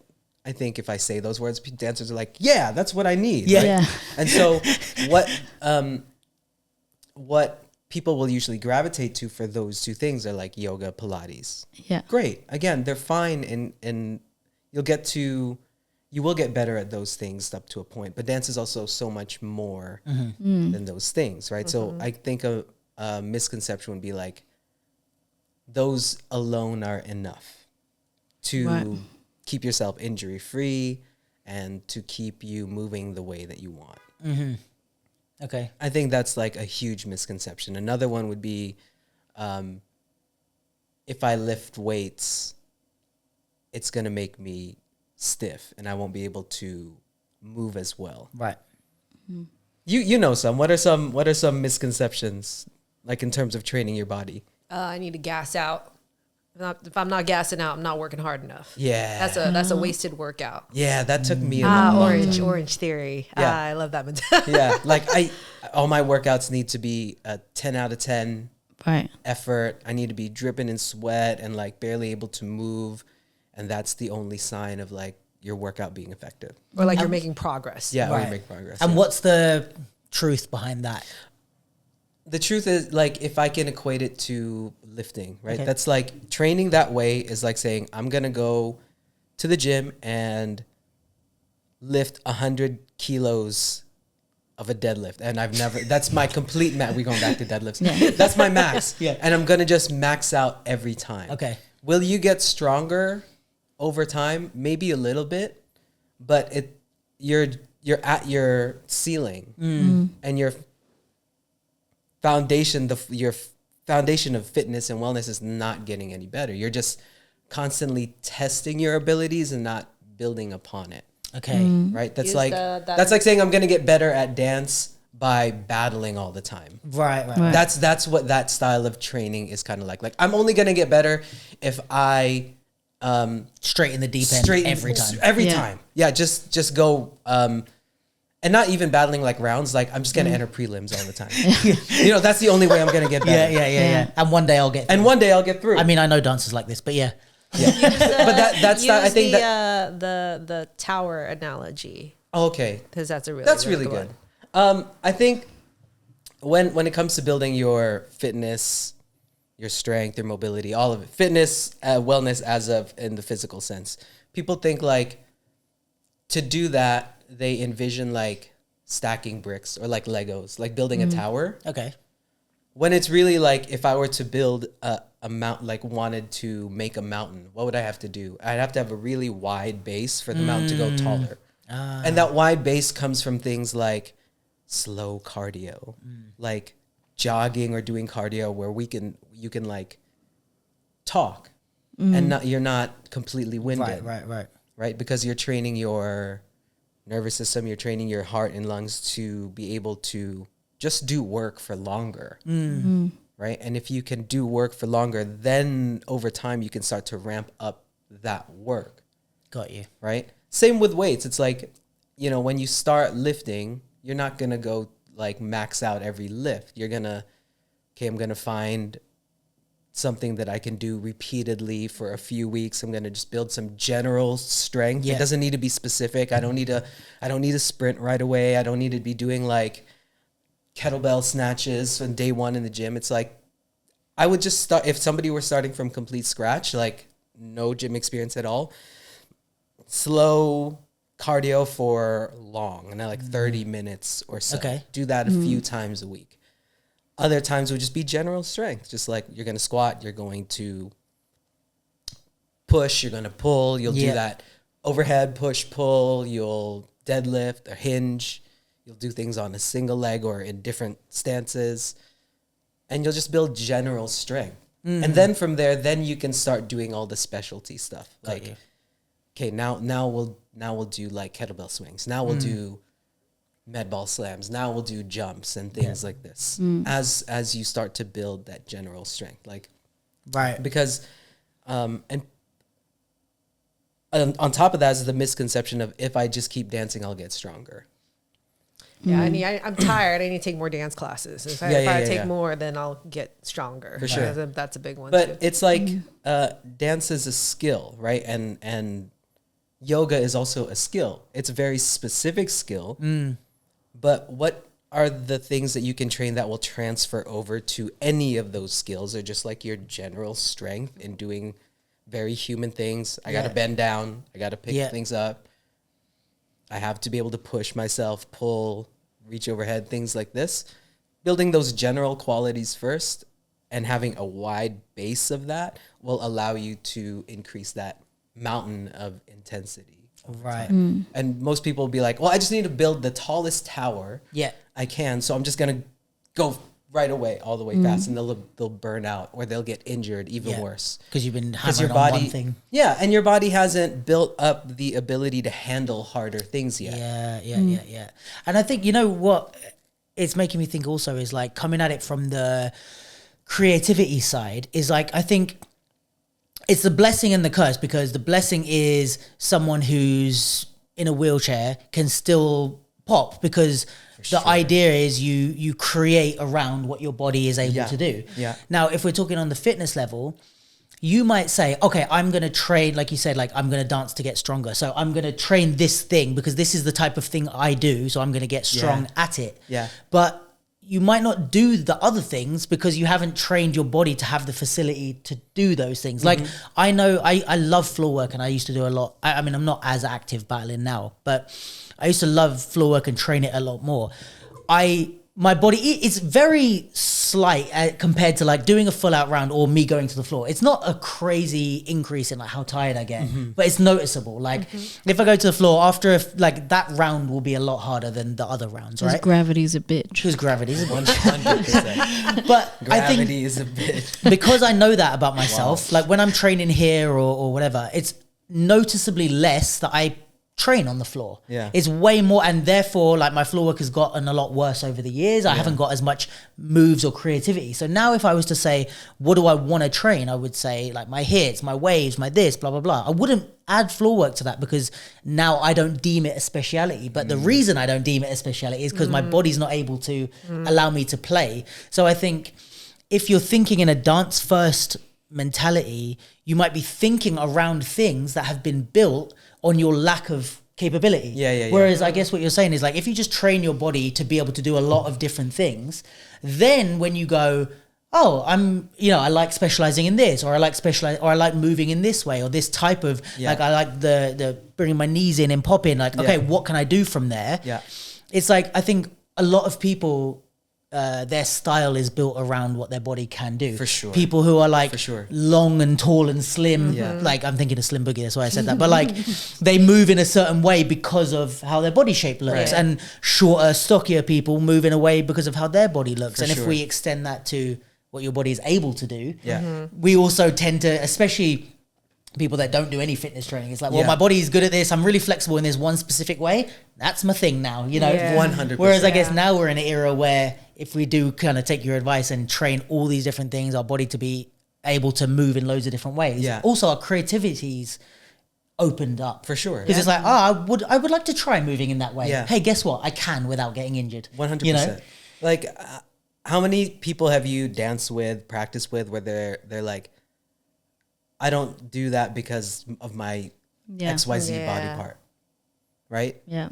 And that's going to limit, like you're saying, their ability to explore and play. Teaching classes, that is And that. teach. There's like 3 people at the back, oh no, I've got a knee injury, I can't do that, my knee. Yeah. It's like, Okay. And it's like, oh, I can't do this. Now I have to modify. And that's like saying I'm going to learn a language, but I'm not going to use certain words. That's great. Right? It's Yeah. like, I won't. My tongue doesn't go that way. Yeah. I won't use the. That's going to limit how many sentences you can create. Very true. Yeah. And I was gonna say it also like becomes your identity. Oh, your injury becomes your identity. Because I don't know how many times you talk to me about a client and like they surprise themselves with what they're capable of. Yeah. But they were like, this is, I just don't do it. Or, I'm just letting you know. I'm not going to be able to do this way or whatever. And he's like, just try. And it's like, what happens in their mind? Like, all these things I've been telling myself. Yeah. I just found out that it's not true. Yeah. I was going to ask you guys about injuries, actually. That's a great segue for that. But like, For sure. Because there's so many dancers that say, I have an injury, or I'm injured, or I can't do this because I can't do this because of my knee. Especially when I'm teaching like younger students. Yeah. Like late teenagers are the worst for it. Like, I've got a knee injury, I can't do it. You said teenagers, and I'm like, Like when I work with the uni students, there's always someone that has to sit down because they're injured, and it's like, all right, what is the actual injury? Again, also, my background before dance was I played basketball, and I was never like super high level, but the guys that I played with were pretty good. Yeah. And it's like coming from that, where an injury is like an ACL tear, 100%. to like, oh, I have a knee injury in dance. It's like, but what is it? Because you just have a bruise, or like you're injured, like you're out for the season, Yeah. And I think it's just interesting to know, like from you guys' perspective, is it the case that dancers are just left, right, and centre injuring themselves? And if so, what are we doing wrong that's causing all this? And why are we not aware of it? Or B, is there like, how do you determine? Because like you're saying, like you surprise yourself how much you can do if you actually try. And also, I guess there's a supervision element of like, if you're training me, I might say I have an injury, but if you say, no, do it like this and keep your back in and blah, blah, I'm going to go, all right, I trust you that that's not going to mess up my back further. Yeah. So there's maybe a trust element. It is, but I guess what is there that we can do to like maybe overcome these injuries? And also maybe the other element is that maybe it's like I don't know how to say that, but like when people they just don't want to try, or they're scared. They're just blaming it on the injury, like I'm too scared. I can't do that. I've got a knee injury. It's like, but just so you guys' views on injury in general, I think is a important one. I can only speak from like a studio choreography perspective. It's very fear-based, unfortunately. We're so hyper fixed. Like you were talking about, how it from like street style dancers to like people who are doing ballet and contemporary and jazz, and that you can learn a thing or two. It's like and obviously in the ballet, jazz, modern studio dance world, it's like very anatomy based. And I think that when they teach you anatomy. One of the first things I ever learned studying classical dance, no good at it, but I did study it, is like turn out from your hips, not from your knees, because you'll destroy your knees. And it's like, it's those things. I've never been taught that about anything in hip hop. Like there's things with like hits that like I would teach if I'm sharing popping with someone. Yeah. And it's like, there's certain things you should do, not because of bad technique, just because you'll ruin your muscles or you'll ruin your elbows doing this too much. So But that's the classic one. It's like, watch out, knees track over the toes. Don't go over too much. If you don't do too much, you're done for with your jumps. And it's like, okay, and you posted about recently, it's like, how is this helpful? Like genuinely, like, okay, so what am I supposed to do with this? Because now I'm like, well, don't do this and don't do that. And if you don't do it this way perfectly, it's going to, when I've learned in training with Migs, it's like your body is capable of doing a lot more and can adapt a lot more than you realize. And it's like, if you're, one of the hardest things I think in watching him coach is, again, because of the being in the classical dance world, is we're told everything. What's standing leg, what's happening here, and it's here, and don't forget about this. There's just like 20 information, and he's like, just do it.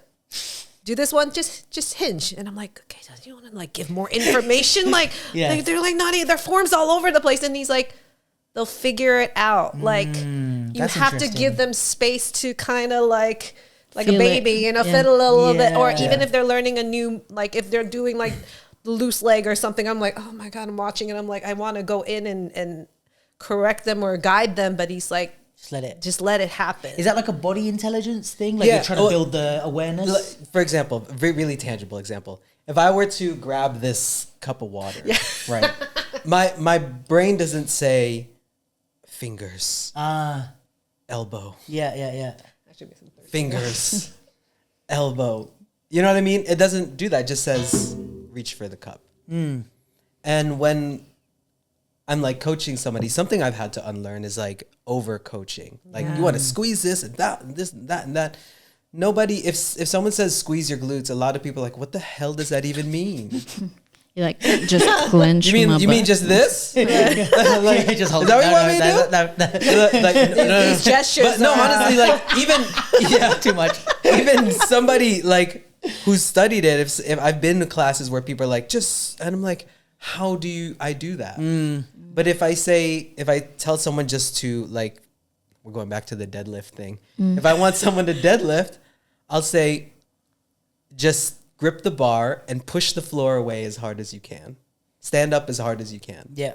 Rather than squeeze your glutes and, all the other anatomical cues, because our body doesn't learn that way. And that's something that we've started to take into teaching dance too, rather than really heavy on the anatomy, which might be, against how people learn and how some people are currently teaching. I don't really go really heavy on the anatomy. Yeah. It's try to recreate this feeling or recreate the shape that I'm doing, or match what you think the sound you're hitting is. Yeah. Like if it's a hi-hat, you're not going to hit a hi-hat like this. It's going to be more of like a rebound, right? And I could say, well, you want to like pull your bicep in really quick, and that's going to take way longer to learn. Yeah. Right. So if I'm like a lazy coach, because I don't want to do that much. I don't want to do that much talking. It's a lot, yeah. I want to say, what is the like quickest way for somebody to learn something? And that's the most, But it's the most intuitive way too. It's like when I had a student was like, she's learning hip hop and she's like, how do I double bounce? Like, I learned this in the choreography, and I'm just like, a double bounce. And I was like, oh my God, like, are you okay? And I was just like, and I was stressed because I was like, so I don't know what was communicated to her, but a lot of students are like that. It's very knowledge anatomy heavy. And I was like, all right, just give me throw me a tantrum. Yeah. Like straight up throw me a tantrum. Like a baby. Yes. And then she was like, and then I was like, that's it. There you go. And she looked like that. stunned. Like she was like, that was it. And I'm like, yeah, keep that feeling. But and she did it. I was just like, that's it. That for me, that is like, that is the one of the top 3 ways to be a good teacher is like in anything, coach, teacher, whatever, is like understanding and again, it's going back to the influencers that want to sound smart. It's like, am I trying to sound smart if another hip hop dancer walks into my class and hears me going, oh, and then on the and the polyrhythms and what you're gonna do is, am I saying stuff that the class are going, but everyone else thinks I'm smart, or am I saying things that might sound rudimentary, like you said, throw a tantrum? It's like, it's not going to make you sound like a professor, but it's going to make them get what you mean. Exactly. And what's the most important thing 100%. Here is, and who am I trying to help? Right. Them, not myself and my ego and my image, For sure. And at the end of the day, I think there's a lot, like whether it's exercise or even dance, like there is a lot of information that the body already knows, but it's just a question of like how to access it, because even with like teaching waving at some point, I was like trying to break down like, okay, then you bring up your wrist, and when you bring up your wrist, you bring up your elbow, and it's like people get so lost, and then it's like if you just put music and it's like, okay, pretend you're like in the ocean, like what would the ocean move like, and it's like we all know what a wave looks like, but and what it feels like in a way. So then it's just like, okay, try to embody that, and then it's like it starts coming out. And same in a way with exercise of like, we all know how to push, how to pull, how to, and then of course it's like, I guess when you're going heavier or whatnot, it's then technique matters, but at a basic level to just kind of understand the like very base of it. And also it's like a really important thing to understand like what it feels like to do it right. You know, like what the feeling of it is like, and just getting into the like tapping in the intelligence of your body, and then like knowing, okay, if I'm in this, I'm in the right stance, and then as soon as I start, I feel it in the right place without saying I have to contract my gluteus maximus. Yeah, totally. So I think it's like, you know, I think also when you like have that, eventually, even if you're going to lift heavy, it's like, you know what it felt like. Like you're always looking for that same feeling, for the same feeling. So yeah, I think it's a, I mean, interesting way to think about it, and good to always be reminded also, because it's like, as we do things also, it's easy to get lost in the more like not techie part of things, but like, and I think it is also like, you know, it's I would assume also it works in a fitness thing, but I think maybe sometimes it's easier to correct something than try and have a perfect nothing. You know, it's like, okay, 100%. lift that thing off the floor. Right, now let's fix this part. Exactly. Like, once you've lifted it, we can talk for that. If you're standing there holding the bar and it's like, okay, you're going to put your arms forward, you're going to squeeze, you know, all that stuff. I'm like that. If you're like, right, just lift up the bar. All right, okay. Now do it again, but do it like this. I'm going to learn way quicker. 100%. You know? And that's how, I mean, learning happens by doing more than explaining just in here. Right? And I think that's true with anything. I talk about that with the content stuff. Like, people ask me for advice now with this. There's so much people that are like, and I was the same, but like hung up on like each little bit of like, what should my fonts look like? I'm like, and I kind of stole this advice from Mr. Beast, but like, do 100 of whatever it is you're thinking of. Is it Instagram Reels? Is it, do 100 of them. Yeah. And each time try and be a little bit better. 100%. Just do that. And then we'll talk after 100. Yeah. But there's no point in you trying to get everything right and you haven't even done your first one. Yeah. You know, it's like, Yes. yeah. You got to do. You have to do. And you have to do, and you have to kind of suck a little bit, and you have to. Yeah. I mean, you were like you're very kind with your words on like my threads, but like, I you know, you just have to write a lot, and you have to. Yeah. I've been through the phase of trying to sound smart, you know? We all have. We all have. We all have. Like, and then we realized it wasn't happening. I'm like, and I'll read back on it, I'm like, what was I trying to say? But you know what? I don't know. For me, like, also though, just on the thing of like your threads and like the way that you write as well. And this is also my thing with a lot of different people, but it's like, the more you try to sound smart, the less I think you're actually smart. I read your stuff and I actually am like, this guy's really smart. But because you're not, like, you just write stuff, hey guys, if you're trying to do this, you should do this. I'm like, that's someone who knows their shit. Well, it's the same with dance. When you see someone, I'm like, you're doing a lot. Yeah. Yeah. But what are you trying to What are say? you trying to say? That is the key. Like, you are doing so many things that I know that you don't know anything. Yeah. Like, Yeah, someone that does yeah. very slow, nothing, like, you know, one movement or something, it's like, oh, you're a master. Think you ever see somebody just like by themselves and they're just, Yeah. I'm like, I don't want to battle that person. you're way too confident. No. It's too quiet. It's too quiet. It's too quiet. It's too quiet. And then you see somebody that's like the ciphers before the battle, right? The ciphers before the battle, the people that jump in are super eager and are like throwing every move they know in 30 seconds. And then there's the one person that's just... Or one person on the side doing this. And you're like, just straight, and you're like, that's the one that's going to... That's like, you're too calm. Yeah, it's the one that does the least that I'm like, oh, I'm just very like nervous. slowly like lacing up their shoes like a killer. Like, I remember like totally tangent, but like I remember when I was like living in Capoeira and we're at a batizado, which is like their baptism when you get your belt. And it's like part of the tradition is you have to get taken down. oh, You get humbled. Okay. And that's how you get your belt. oh, we need that in dance. you gotta get... I was like get terrified. smoked. But I just remember watching like, and this is like, you know, it's a big deal and the maestres come and it's like, I'm sitting there and I'm watching the Hoda and they're playing and it's like, you see the ones that are like, the legs are the fancy Heishoda, which is like the fancy acrobatic and they're like going out, you know, and with each other. And then you see a maestre come in, Maestre Accordio, I still remember, he was just doing He looks like a tan Santa Claus, by the way. It was like handsome man, but he's just chilling, doing the jingle. And I was like, oh shit. It's about to go down. And you see this person throwing the kicks and he's just like doing this and he's watching and all of a sudden he just like hooks the leg and they go flip. Yeah. And I was like, oh my God. Locked in. I'm not playing. I'm not Yeah. playing him. I'm not playing him. I'm out. I'm okay. Totally. Like, Totally. Well, this Yeah. is the thing, right? They say it's like a half empty jar makes the most sound. Boom. Ooh. That's good.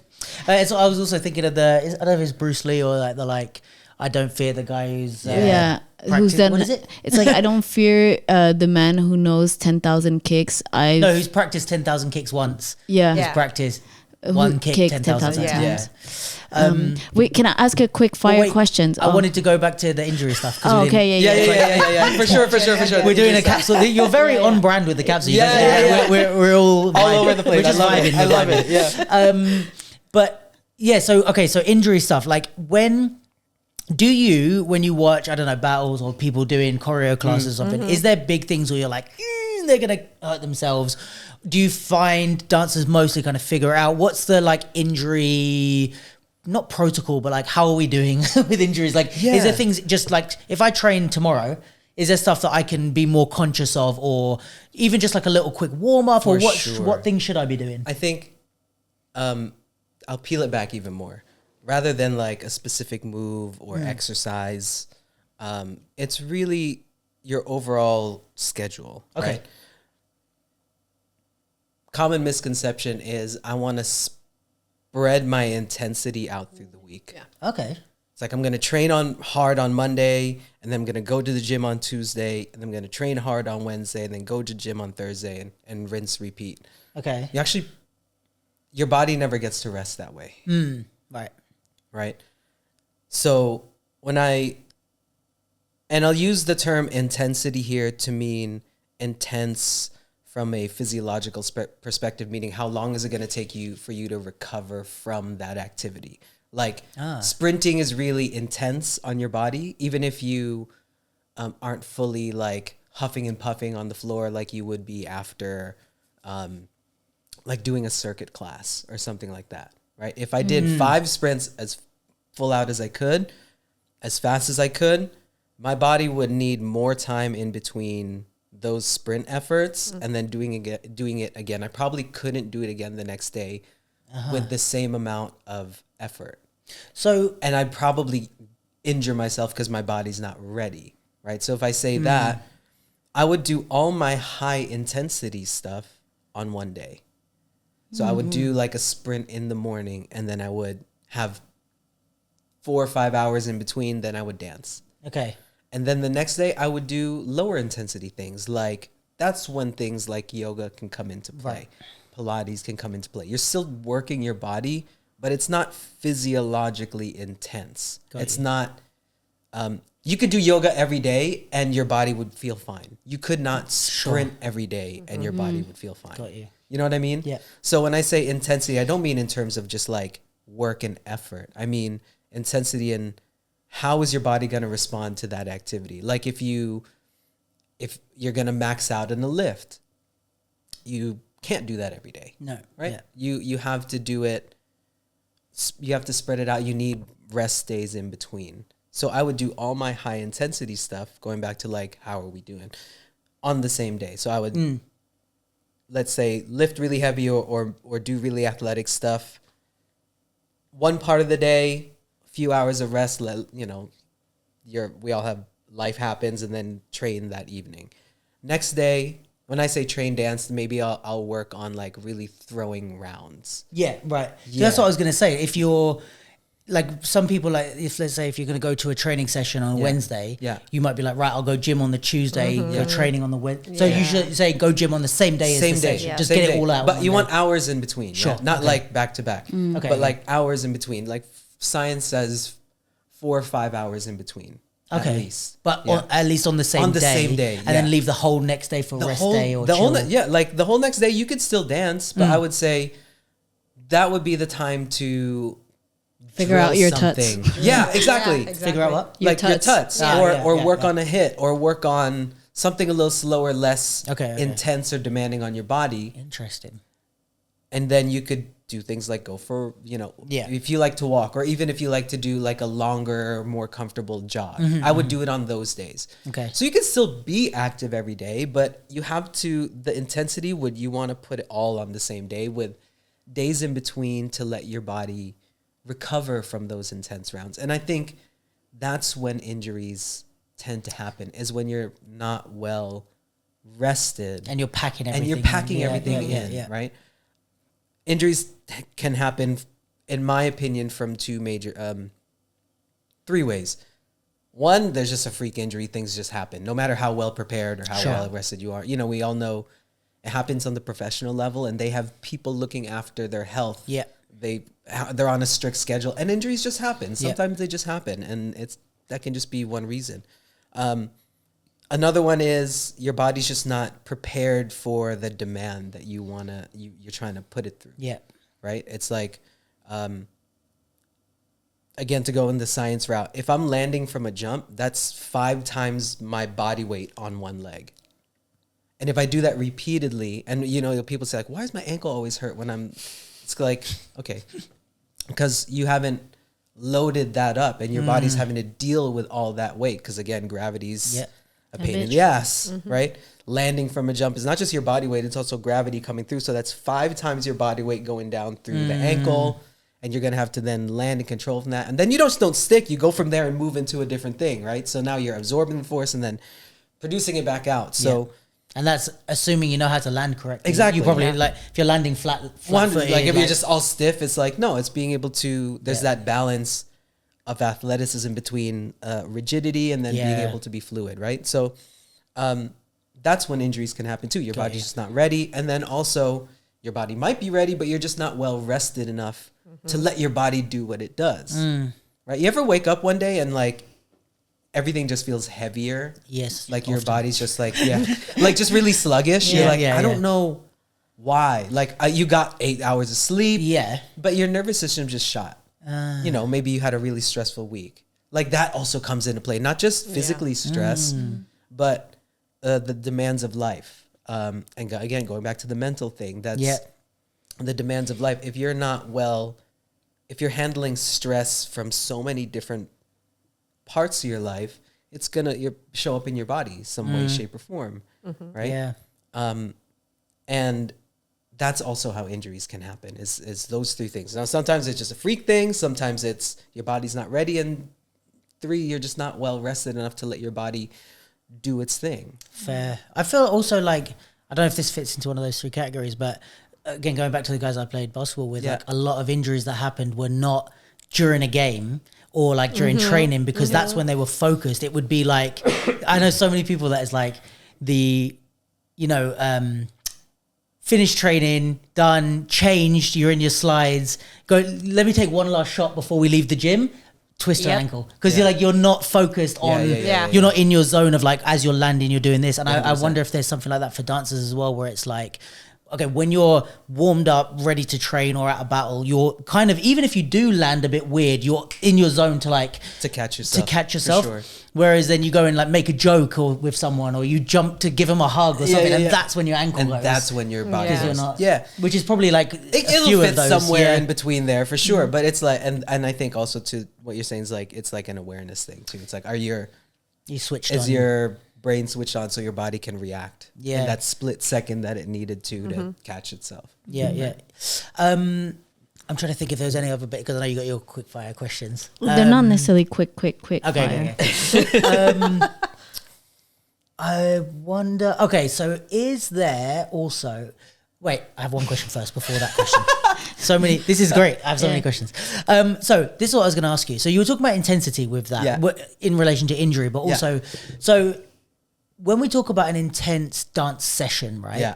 You're saying that you're judging it more by how long it takes your body to recover from it than in the moment. For sure. Because let's say if I do a session, and I for sure am not the model example of how people should be training, but like I will just do rounds, whether or not I'm with people or whether I'm by myself. Often the way I'll train is I'll just do rounds until failure. And I'm like, I'm like dripping with sweat. I can't do another round. I have to stop. I'm not necessarily resting in between the rounds. I'm just going like, can I go again? I need another minute. All right, I'm ready to go. Yeah. And then I stop, and that's my session for the day. And maybe I've done, like, depending on how fit I am at the time, it's somewhere between like 8 or 15, For sure. 16, 17 For sure. rounds, maybe on a good day, right? Yeah. But then I finish because I physically can't do anymore. But then I'm kind of good within like an hour. Yeah. And then I'm not tired the next day, and Yeah. I'm chilling. And I feel like sometimes I'm in the moment, I'm like, okay, this is a good like workout as well as dance training. Yeah. But then the next day I'm like, was it though? Because when I used to go to the gym more regularly, I remember like what it feels like to wake up being like, all right, the right things are feeling the right way. Like, not that it was in pain, but like, okay. You can tell. Yeah, You I can tell feel my quads when I wake up, you know? Yeah. Whereas with that, I'm a bit like, I feel fine. Yeah. So then it's like, okay, is what I'm doing like almost empty workout? Like I'm sweating without doing much? Or That's such a great question. I think a lot of people will do that too. Is like, I'm going to use my dance as a workout. Yes. Which maybe, is helpful for some. The reality is not everybody has all the time in the world to have a perfect schedule of workout and train on the same day. But really we just say, in my opinion, you just let dance be dance. So like, I wouldn't say it's a waste of time if you got what you need from a skill perspective. Sure. You know what I'm saying? If you were sharper, if you were more on the music, if you were more, if your clarity was there, if you felt like you were able to get in the zone quicker, like all the skills and the skill of the art and really your creativity was on, that's what I think like your dance session should work on, right? I'm going to let the gym be the gym and then let my dance session be the dance session. Like I'm not going to try and say, okay, I want to go on, do some floor work because I want a bigger chest. You know what I'm saying? Right. Like because I want broad shoulders. I'm going to do some floor work because I like moving that way and I want to challenge myself, or maybe I want to work on it so it's part of my movement vocabulary. You know what I'm saying? Yeah. So I wouldn't say that's a waste of time. And going back to the intensity thing, if I can liken intensity from a physiological perspective to a style, it'd probably be breaking, like power. Yeah, right. Power within breaking, because you're moving, it's most like gymnastics. Yeah, right? sure.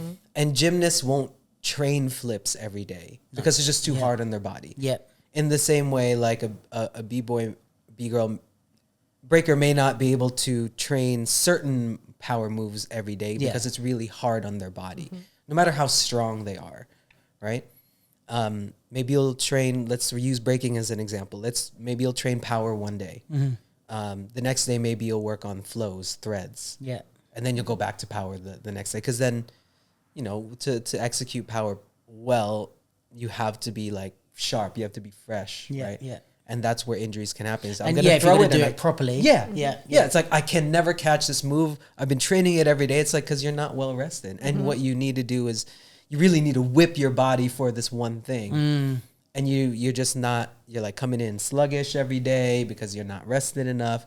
And then the one day you do, you take some time off, you hit it because you've given yourself a break. From a physiological perspective, from a perspective of your nervous system, your muscles, everything like this. Right. So when I say intense, I don't mean intense in terms of effort, because you can go really high effort and still do high effort back-to-back days, but and your body can feel fine. Yeah. Right. Yeah. It totally depends on that dancer's style. If there's a dancer who's a dancer that like goes to the floor a lot, but like not like Alex the Cage where he's like flowing on the floor, but I mean like like hard, kind of like manic. Hard body on the floor. Yeah. Green Tech.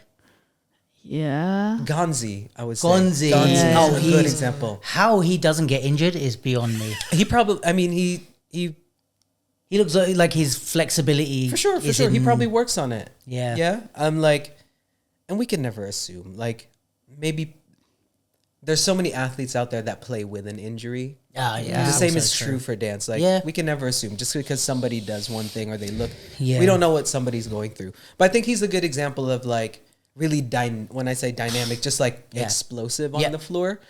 That can be hard to do day to day if your body's not used to it. Yeah. he might have gotten to a point where his body's accustomed to it, but he probably doesn't train it for very long every day. I don't know what his training is. Yeah. But you have to get to a point where you're able to do that. You know what I mean? Yeah, I think it's also like, I find that with poppers a lot, where it's like they want to drill hits to get them stronger, which is fair. Yeah. But it's also like, if your muscles are dead from doing drills every day, first of all, the hits aren't going to be, you're not training them properly. Yeah. And B, it's like, you're going to hurt yourself after a while. It's like, it's not the most natural way of moving. Like, you need the rest days in between. You do need rest days. I mean, again, you could probably build yourself up to that's something you do every day. Right. Like, if you've been popping for a long time. For sure. But like going from 0 to 100, that's also the recipe for like an injury to happen. You know what I mean? Like no effort to everything all at once. To all the efforts all the time. Yeah. Everything. What does that mean? I'm going to ask you a question. Me? Yes, because Okay. I think we've Jeez. talked about this before. Do you think? It's Anisi's podcast. Yeah. I just say, no. It's like, this is, Look but at this me, is I am like- the captain it's now. like- because we're talking about it, and it's like we've kind of touched on this too. But do you think that? Because I'm listening and I'm like, and we've talked. It's like there's a certain baseline that dance provides when it comes to like physical training. For sure. Like if you're an office worker and you don't do anything except work and you're sedentary and you take a dance class, of course it's going to provide some sort of, physical training. Yeah. So Yeah. there's like the gym and the dance coming together. For sure. But it's like there's at a certain point, like that's it. You're gonna reach a cap. Yeah, you're gonna reach a cap. Yeah. So when it comes that to makes sense, strength training and dance, is it The Do you strength think- training raises your cap. yeah. Like if you just train with just your body, that there's a limit. Like the way to pass that is for sure strength For training. sure. Yeah, that's- that'll raise your cap.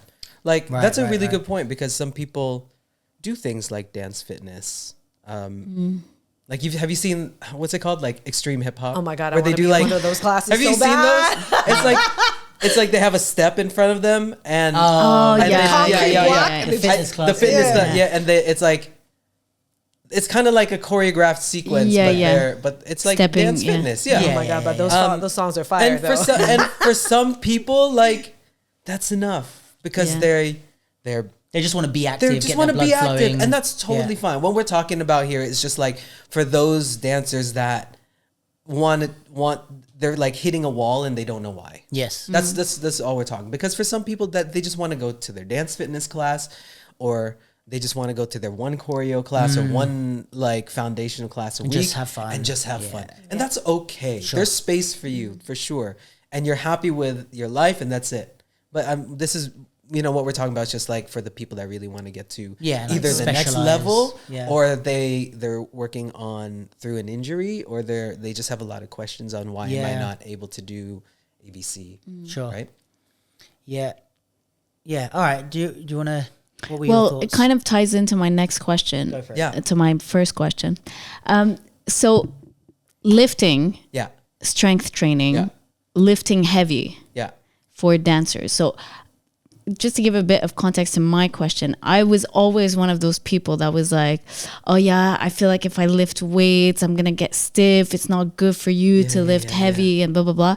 And in the last year, I started lifting, and I'm like following this training program on an app. And it's like, I've kind of been introduced to like the lift to failure, Yeah. So, Yeah. and like always working close to like, not almost too heavy. Like you can finish your last rep with good form, but you would have like one or two more, and that's it. For sure. And I feel like I've never been this strong. Like, and I just wonder, like, there are because I'm also learning, there are some times that I'm like, oh, I think my form was shit because my lower back is hurting. Sometimes I do feel a little bit stiff, but so now I have to kind of integrate other things to compensate for, like do a bit more mobility maybe, but what do you feel for dancers? Like, what is your kind of advice in terms of lifting, strength training for people who are need to be very mobile. mobile? Yeah. I think about exercise as the same for as if you were prescribing like any sort of medicine, right? It's what is the minimum effective dose to get you to whatever your goal is. Interesting. Right? And that's it. That's it. Rather than like, I don't like, there's not a lot, a good rule would be you could get really strong, make a lot of good strength gains, just strength training twice a week. Yeah. And just really focus strength training. Like not a lot of junk volume, not a lot of reps, but like finding what's hard for you, lifting it to, there's this concept called RPE, rate of perceived exertion. Like how hard is that for you and your body? Because 35 for one person is going to be 35 for somebody else, right? So what is your relative? Your relative hard work for you? Yeah. Doing that twice a week, you can get really, really strong. You don't need to be one of those people who like wears Gymshark and like lives in the gym. You know what I mean? To get fit. You don't need to. Yeah. You can lift twice a week, and then the rest of your time is spent on your dance or other like mobility things like this. It's minimum effective dose for the person, right? But minimum effective dose, you're troubling me. Not troubling me, but like, do you mean like, what do you mean in terms of minimum effective dose? I guess it means, well, I guess it depends on what your goal is. Yeah.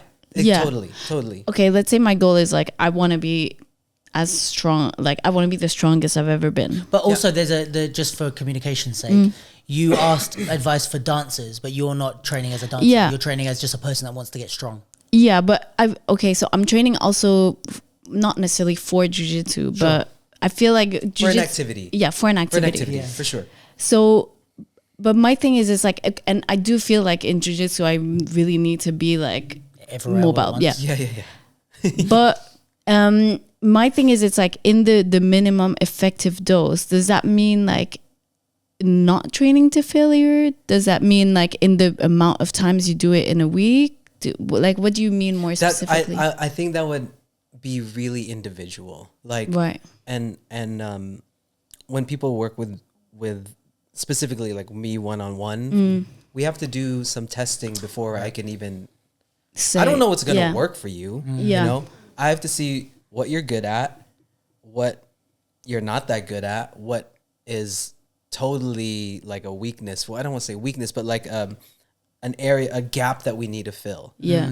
Cause some people will surprise me totally when we do some testing. I'll be like, I'll think based on the way they dance, I think they're going to move a certain way, but sometimes they'll totally surprise me. Yeah. And I'll say, oh, they're not that athletic.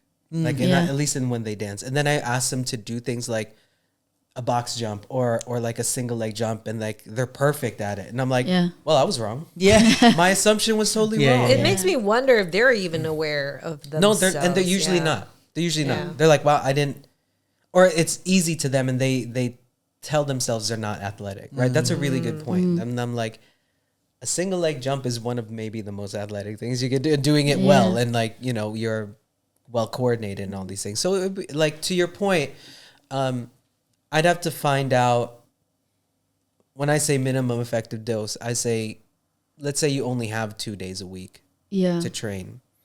We're going to only work on the things that you're not good at. Yeah. Fair.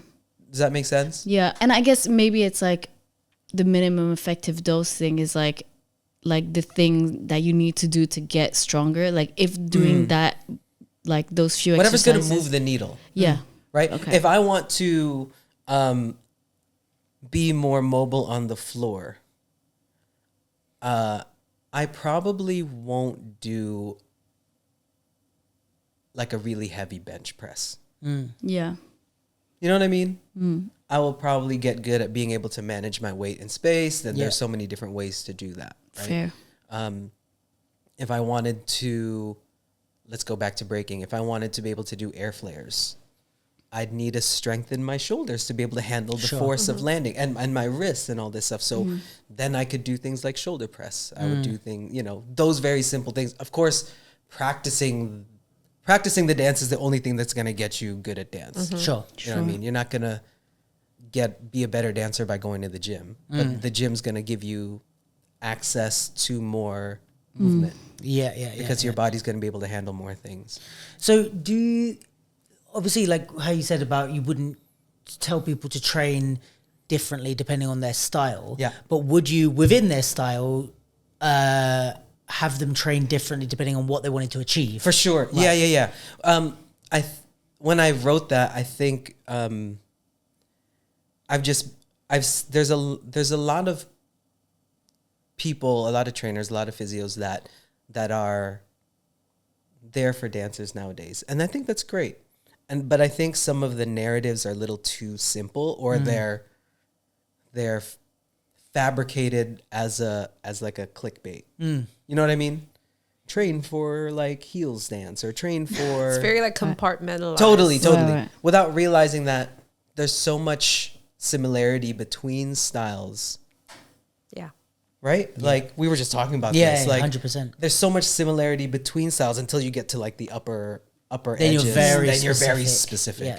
specific. Which is why I say I wouldn't train differently That makes sense. between, whatever the dance styles, because there's so much ground to cover just on a general basis first. Yeah. And Sure. usually that will get people to where they want to go until you get to the point where like, okay, well now I want to learn how to like One very specific move One or- very yeah. specific move.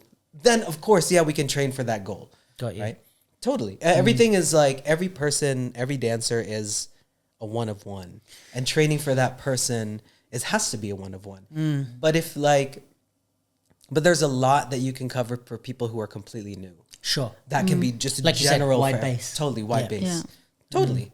But So would you say, like, for example, I think of a lot of b-boys who would be maybe trying to get like a power move, and the way they do that is go to the session 3 times a week and just try that power move over and over. Yeah, and yeah, yeah. Like try and touch up the technique, but just let me keep trying. Would your advice be maybe do that once or twice a week, and then the other times go to the gym and work on the strength required to get that trick? Yeah, I as think- opposed to just drilling that one thing. it could totally work, like say I think flares are maybe the one thing that people really have a hard time with. They're super demanding in Yeah. terms of like what your body needs. It's a flexibility thing. Yeah. You need to be able to catch yourself. It's also like Core if you strength. have long arms, then it's easier for you. You know what I'm saying? Right, like right. I could never do a flare because never like Just doesn't work. I am not built that way. He's I'm like, I was not designed for I was this not way." designed for that. I mean, probably if I really worked at, I don't Yeah, want to say sure. never, but it's like, it's not a movement that comes naturally Yeah. for me. Right. So I would have to work super hard on, am I strong enough to do it? 100%. I would for me, let's use me as an example. I would probably not need to go to the gym for it. Okay. I would probably Because your just- body's in good shape in enough. good to do shape it. enough. I have enough power. I know I have enough coordination to know like how to kick, how to hold this position, and Yeah. But all those things we're talking about, like power, strength, those are very just general things, and you can train for any style. Yeah. Right. So if someone's trying to catch a move, we would have to see. Again, is it you can't do it because you're not strong enough to do it, or you're not flexible enough to get into the position, or you just or you are and you just don't have the coordination and you don't understand your body well enough. And then maybe for some people, maybe they will. Like I had a Right. friend in high school. He was long, lanky, and he could just do them. Like you see people do flares and they look like they're floating. Yeah. Like they're It's just like a walking. blessed life right there. Totally. He's just walking. You're like, Yeah. oh, you are God's chosen. Yeah, I'm like, all right. But like he had a hard time. He felt awkward doing tops. Right. You know what I'm saying? Because he's long and lanky. But he could do flares no problem because his body just allowed him to do that. Yeah. So it's super dependent, but the gym can help depend if like someone like I will say generally yes, because it is managing your body weight is really hard. And that's why I think body weight workouts are actually for beginners are much harder than going to the gym. Like a push-up is super hard for someone yeah. that's not like trained at all. Right? Like or like a plank. It's just because you have no awareness of how can you teach somebody that has no body awareness to now use their body to work out? Yeah. If I tell somebody to like lay on a bench and press, you'll get it. Yeah. If I give you a weight and like out here and say squat, you'll get it. But if I say do a push up, and now you have to Tilt your and that it's so much. You know what I'm saying? So Yeah. I think to answer that question, it really would depend on what the person has, what their limiting factor is. Right. Because that could be multiple things So of many why different they're not things. getting the So many move. different things. But there's ways to, you can, that would just require some testing. And I Yeah. think a tangible thing would just be for the dancer to try it out. Is it because I can't even hold a plank? I don't even have the ability to get my body into that position. That's why I can't do it, right? Or is it because I don't have the power to throw my body that way? It's like maybe I do have the flexibility. And then, okay, Yeah. so how can I reverse engineer what it takes to do this move and see what's missing? Got you. You know what I mean? That's makes how I sense. think about it Yeah. usually is, what does the move require, or what does a dance style require of your body, and how do we reverse engineer that? Yeah, that makes sense. Yeah, and I think it's like the reverse engineering thing. Like, it makes me think of because both my parents were gymnasts, and my dad was a coach, and my mum was a coach later, but first was a competing gymnast. Yeah. And my dad had a gym in the States, and one thing I remember from being a kid is like they had for teaching flare. Well, it's different in gymnastics. Totally so they don't do different, open leg. Well, they Yeah, do that, but they do more. What do you call that with the? on the horse on the No, with their legs together. Even on Yeah, yeah, floor, yeah. they do it. Yeah. It's like flares, but a straight leg Yeah. together. But he had like this is like such a typical my dad thing, was to like engineer some equipment To help thing. somebody. But he like tied a rope, and at the end of the rope had a bucket, and like tied the rope to the side of the bucket, and he got the gymnasts to put their feet in it. And like learn the flare like with their feet That's so in a smart. bucket. Yeah. And then he's like, now that you know what it feels like. that, that you feeling. you know how it feels like. So then you take it away and you try to do that and tell me why can you not achieve what you could in the bucket? You know what I mean? Totally. It's like, oh, I can't get round, or it's at this point that I drop. Whereas in the bucket, I would like, you know what I mean? Yeah, Yeah. totally. So And I then think- from there you say, okay, why can you not get there? Exactly. It's like, oh, I can't open my legs wide enough. I can't do this, Then we or know- I'm not strong enough. Then we know exactly what you need to train. in. Yeah, Right, and yeah. the same thing would go like when we teach class. That's how you teach. Like people say, "Oh, I can't get this move." Okay, Yeah. well, you reverse engineer it. Yeah. Like if they can't, they have a hard time making their way down. They're like, we'll start down Go up. and go up. But pay attention. And you were mentioning, pay attention to how it feels. Yeah. Not look at the mirror, not look at the screen, like pay attention to how it feels. And then if it, and you have Yeah. they have to close the gap, because we can't There's something coach them on you have to every do, single yeah. thing. You know what I mean? Yeah. Like, It is like because you're the only one inside your body that knows Correct. what's happening or what isn't. So there's correct. Like, you have But to there's learn. there's an empowering thing too. It's like, Yeah. you'll figure this out. Yeah. Like you Yeah. have this. Like I try to be more mindful now in teaching, where it's like you kind of let them go, and there's a bit of the panic in their eyes, like, oh my God, like, Yeah. and it's like, I trust you. I trust that you will figure it out. I'm not gonna say anything. You'll figure out. They 90% of the time they figure it out. Like they find That's a what way. even makes me think about what you were talking about waving earlier. I remember that from when you and Pax taught a workshop, a popping Yeah. workshop, and it was like they were teaching waving, and it was like I'd never see like because I was like how you were, where it's like right, here's how you do waving, and you like break down each bit. They were just like, oh, like okay, be like a bird. Okay, can everyone be like a bird? I was like right, and then they put on mute, and it's like 10-15 minutes of just letting people move. Okay, be like the sea, be like wet, and then it was like all right, now let's mold that, and it's almost like you figure out the waving or the technique, and we'll just gently mold you. And I was like, that's a really like nice reverse engineering way of doing things. I have a couple, one or two more questions, I think, about my specific thoughts, but also jump in. But okay, so the stuff I wanted to ask you as well is like demystifying some fitness stuff for like complete beginners, For right? sure. Because I think this is what you guys are all about, and Yeah. like I think it's really important. But so if one question I have is if you are going to start training, I want to start working out. You're Yeah. just let's say you're not overweight, you don't have injuries, anything You like just that. want to move better. Yeah, you just want to move better, be stronger, be Yeah. more in shape, which I think is everybody's generalized fitness goal. It's like not like it's like I just want to be more in shape. I want to look better. I want to fill out my clothes nicer, whatever. Yeah. what, like, I think when you walk into a gym not knowing anything about the gym, Yeah. you're looking at all these torture racks like, what? How am I supposed to strap my... And also, I think social media doesn't help where there's so many reels of people making fun of people using the equipment wrong. Yeah. You know, it's like... And some of them are funny, but... It is a bit intimidating because you're like, I don't want to be one of those idiots that everyone else is looking at going, oh, why is he pulling that down? You're supposed to twist it. Or I don't know. I'm like, I don't know what these things do. Yeah. So, and then I think the flip side is working out at home. I'm just looking at my living room rug like, oh, so what do I do? Like, I know what push-ups are and I kind of know what sit-ups are. Besides that, what else do I'm just like, How do I what's do? a workout? What's a workout? And then I see your and it's like, especially like if I'm watching like you or like other fitness things, it's like, even to be honest, I know a little bit about exercise and working out, but even like with a kettlebell, if you told me do a workout with a kettlebell, I'm like, I don't know unless I'm lifting it, I don't really know what to do. You can do with so it. much with a kettlebell. Well, this is what I mean. So like, I have no idea. I like the whispers. Yeah. Oh, kettlebells.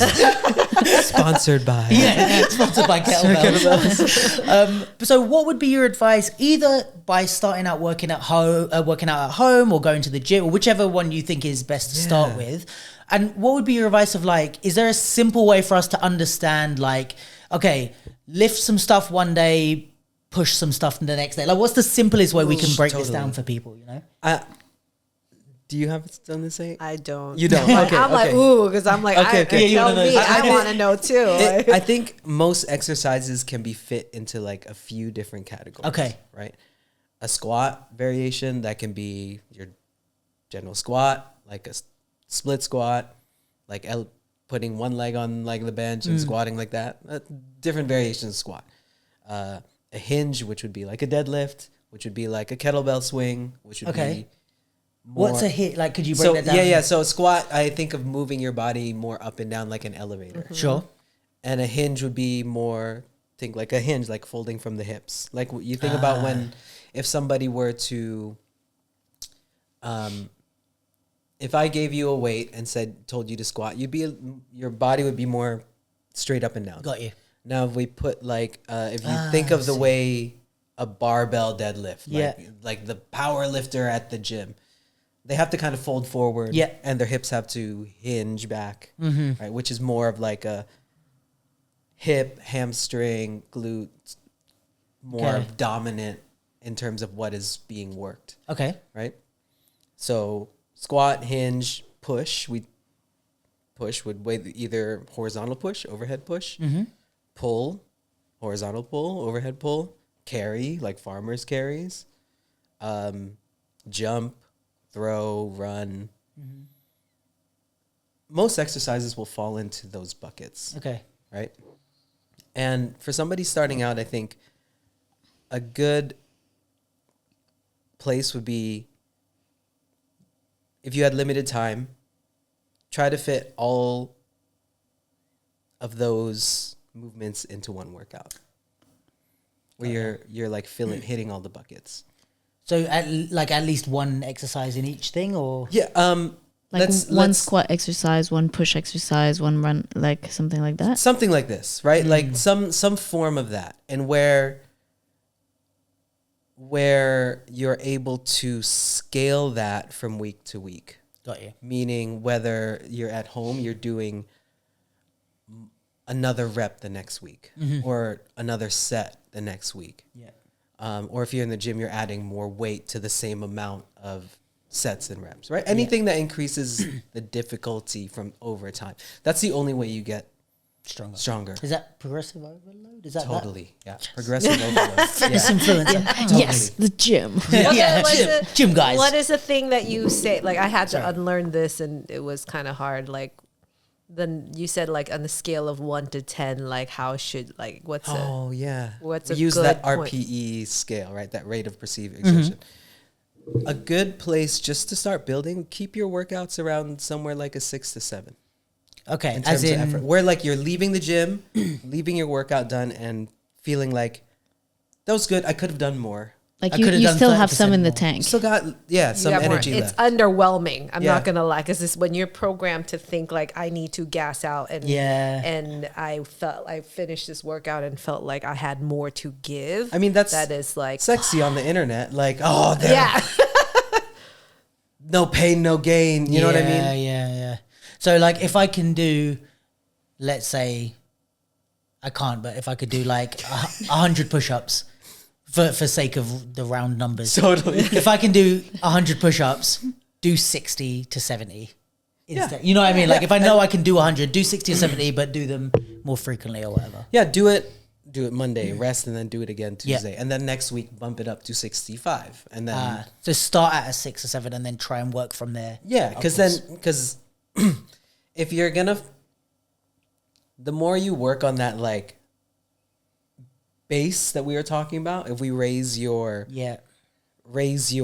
like overall general fitness, we raise the floor, your ability to go higher will be able to go higher from there. It's like the what's the tortoise and the hare? Totally. Like the slow and steady wins the race kind of thing. It's like you were saying, like you're doing the workout and you're like 60, and then you say you increase this to 65, and say you increase it to 70. The thing is, it's never gonna feel like 70, 75, 80 because it's everything's you know what I mean. So it's this. That's kind of how it feels like in my journey too, where it's like you'll always have a little bit left in the because tank. it keeps going up. Your general your 6 or 7 will be different the next week. Yeah. You know what I'm saying? Yeah, I definitely feel like that with like lifting, because it's like, even if we say deadlifts again, it's like at the beginning, it's like if I was lifting like barely just the barbell, which is like 20 kg with like 2 5s on it. So really it was like 30 kg and that felt like a 6 or 7. Now it's like 90 kg feels like 6 or 7. Yeah, exactly. So I guess it's like, like how your effort is.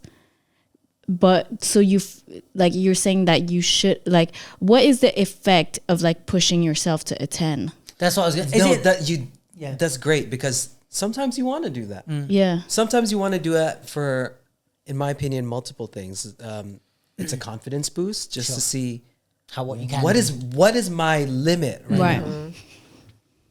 And if all movement starts up here and you think, wow, I was able to do that and I didn't think I could, that's going to take you through all your workouts, all your dance training. That's going to show up when you go battle or on a performance. You're like, I pushed through a limit I didn't think I could. I thought I had a limit I put on myself. I didn't know. Yeah, and it's also hard to gauge a 6 or 7 when you haven't been to 10. When you haven't been to 10. If you've been there once, but you're like, sure. all right, now that definitely is. And that's great, because like part of testing your 6 to 7, like if one test I'll do with people is just to find like what a 6 or 7 is for them.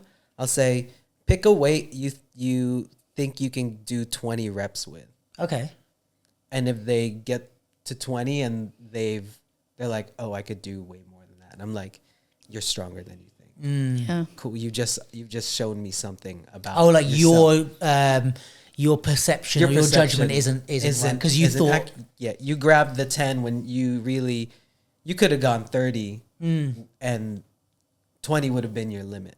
Whereas I guess someone like you, I could say, like, I could pick any exercise and I'd be like, tell me which weight you'll gas out at like 19 on, and you'd probably be able to tell me pretty specifically. I'd have like, an estimate. Yeah. Like you'd be able to get pretty close. But like, I know exactly what weight I need to choose so that on 19 I'm like. Yeah, but that takes so much time. Yeah, exactly. Like that takes like so much time to develop. Like that sense of self and that intuition that, like, if we're like rounding it back to the beginning, like the sense of self, it takes time to build, right? Yeah.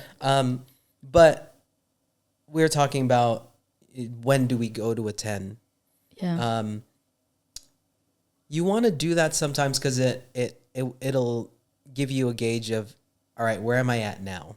It's testing. You have to retest every once in a while, right? This is going back to battles or going back to performances. Is like, people will take time away from battles and they'll just kind of be labbing for a bit. Yeah. Choreographers might take time away from creating for the stage or creating for a product just to work on their craft a bit. Yeah. And then they come back and then they start throwing all this stuff out, right? You have, and then you kind of just throw stuff out and see where am I at now after this process of building, right? Some like, there was a year where Alex the Cage was like winning everything. Yeah. And then the next year he was ghost. Yeah. He was gone. Didn't enter nothing. Yeah, Was labbing for a bit. And that's his time. And he's like, okay, I've exhausted what I could do in that with myself at that time. I don't know if that's what he's thinking, but I'm just saying from a perspective of like the artist, I've exhausted what I could do with that version of me. And now let me see what comes out next. Yeah. Right. So same idea. Like that's where it would be helpful to, even with my clients, every few weeks, every 6 to 8 weeks, we'll retest and say, cool, you've been building up this strength. Let's see where you're at now. You know, let's see where you are. And let's if now you show me something, show me what you have. Yeah. Let it rip. Because you might have progressed quicker than you think. Wait, And now you're like, oh, that's 6 or 7, and which I think is a 6 or 7 is actually a 4. Totally. I actually need to up it a little bit. We actually need to go harder, and we need to find a harder variation of the thing you're doing. Yeah. I have a little game that I just made up. Okay. A little game in the spirit of podcasts. Okay, go. Okay. So I'm going to say, okay, let's put into context, and this is for both of you, whoever wants to take it. Yeah. Like a dancer who is like good level dancer, wants to pursue professionally, mainly a freestyle dancer. Okay.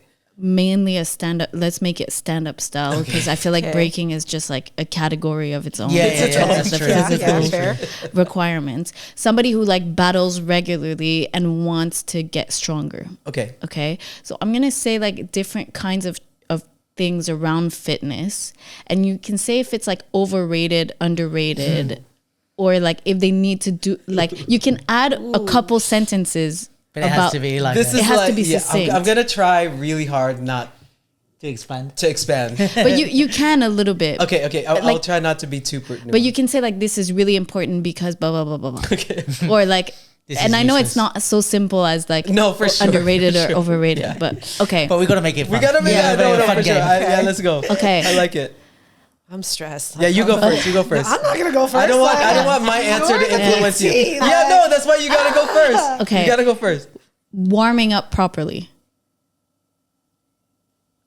Underrated, yeah. Yeah. Underrated. Okay. Underrated. Okay. Severely underrated. For sure. Okay. A quick follow-up question. Yeah. What is a good warm-up? Because I said properly, but what is properly? What is a good warm-up? When I think of what a warm-up should do, like literally should get your body warm, because raise your heart rate. Yeah. When you're raising your heart rate, you'll be more reactive, and not just physically, because also in a mental sense, because as dancers you're reacting to the music, right? So you're not just physically ready, you're mentally less foggy. Yeah. Right? So things that could lead you there are things that drills that I've been taught relate more to like track and field athletes, like skips, jumps, hops, things like this, because and if you can, doing it like without your shoes on, anything that puts your hands on the floor, because your hands and feet on the floor, because of all the like nerves in your hands and feet, that's going to wake up your nervous system really quickly. Oh, interesting. So that's usually where I'll start people, like in like a beast position, right? Because also, and anything where you're just holding a position for a while, because our tendons, our muscles really respond well to long holds of a position, right? So getting warm like that. And I think of that like, if I were going, one thing I like doing that everybody hates is do a split squat and just hold it for 30 seconds. Don't move.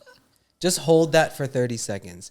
It's like the most aggressive, the shakes, like quad, calf, hip flexor stretch, but like you're ready and like super fast. Okay. Can I ask one question? No. Like that. Yes. Hey. What are you guys' opinions on, speaking of warm-ups, let's make this part of the game. the quick fire thing.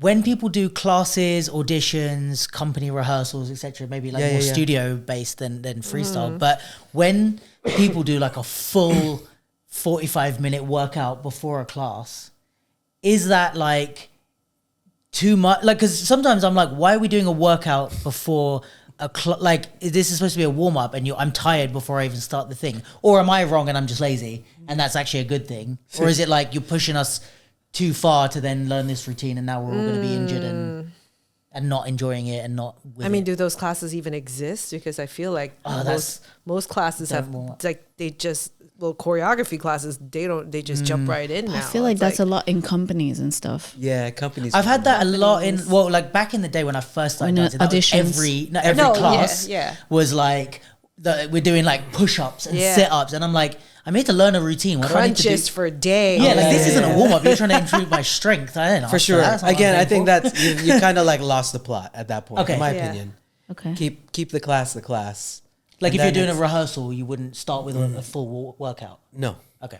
No. That's what I wanted I to think do. if it's like a rehearsal or something like that, it's you're not in class anymore. It's your responsibility as the professional to show up come ready. prepared, right? Yeah. So you show up like either early and warm yourself up. Unless it's more like a bonding thing, Totally. you warm up That together. makes sense. Then Yeah. that's technically the Team purpose building. of it. Yeah. But that's still a warm-up, not a full out. Yeah. Yeah, Workout. but I mean, I could see like what Nisi's saying in the rehearsal, like a team Workout. working out together, and we're going to struggle together. We're going to push each other, Yeah. and more of like as a social sense, totally useful. Like it's all context. But if you're going to do it just for the sake of doing it, I think you're wasting your time. Okay. Okay. Cool down. Stretch. Overrated. Overrated. yeah. Overrated. Ooh. Controversial. Overrated. We like this. How come? Overrated. Expand in a few. Yeah, I will say I wouldn't say overrated. I mean, I need it or I like it, but that's a personal preference thing of Okay. how it makes me feel. Yeah. Now, talk about benefits and stuff like that, I'm pretty sure that. Yeah. Okay. I'll say overrated based on like why people say they do it. Now, if you like it just because it makes you feel good, Right. okay. I think overrated because people say they're gonna get tight if they don't do it. I don't think that's true. Ah. I don't. As long as you Well, yeah, are that's gonna stretching ruffle at feathers. some point within your week, cool. It doesn't have to be immediately after the activity.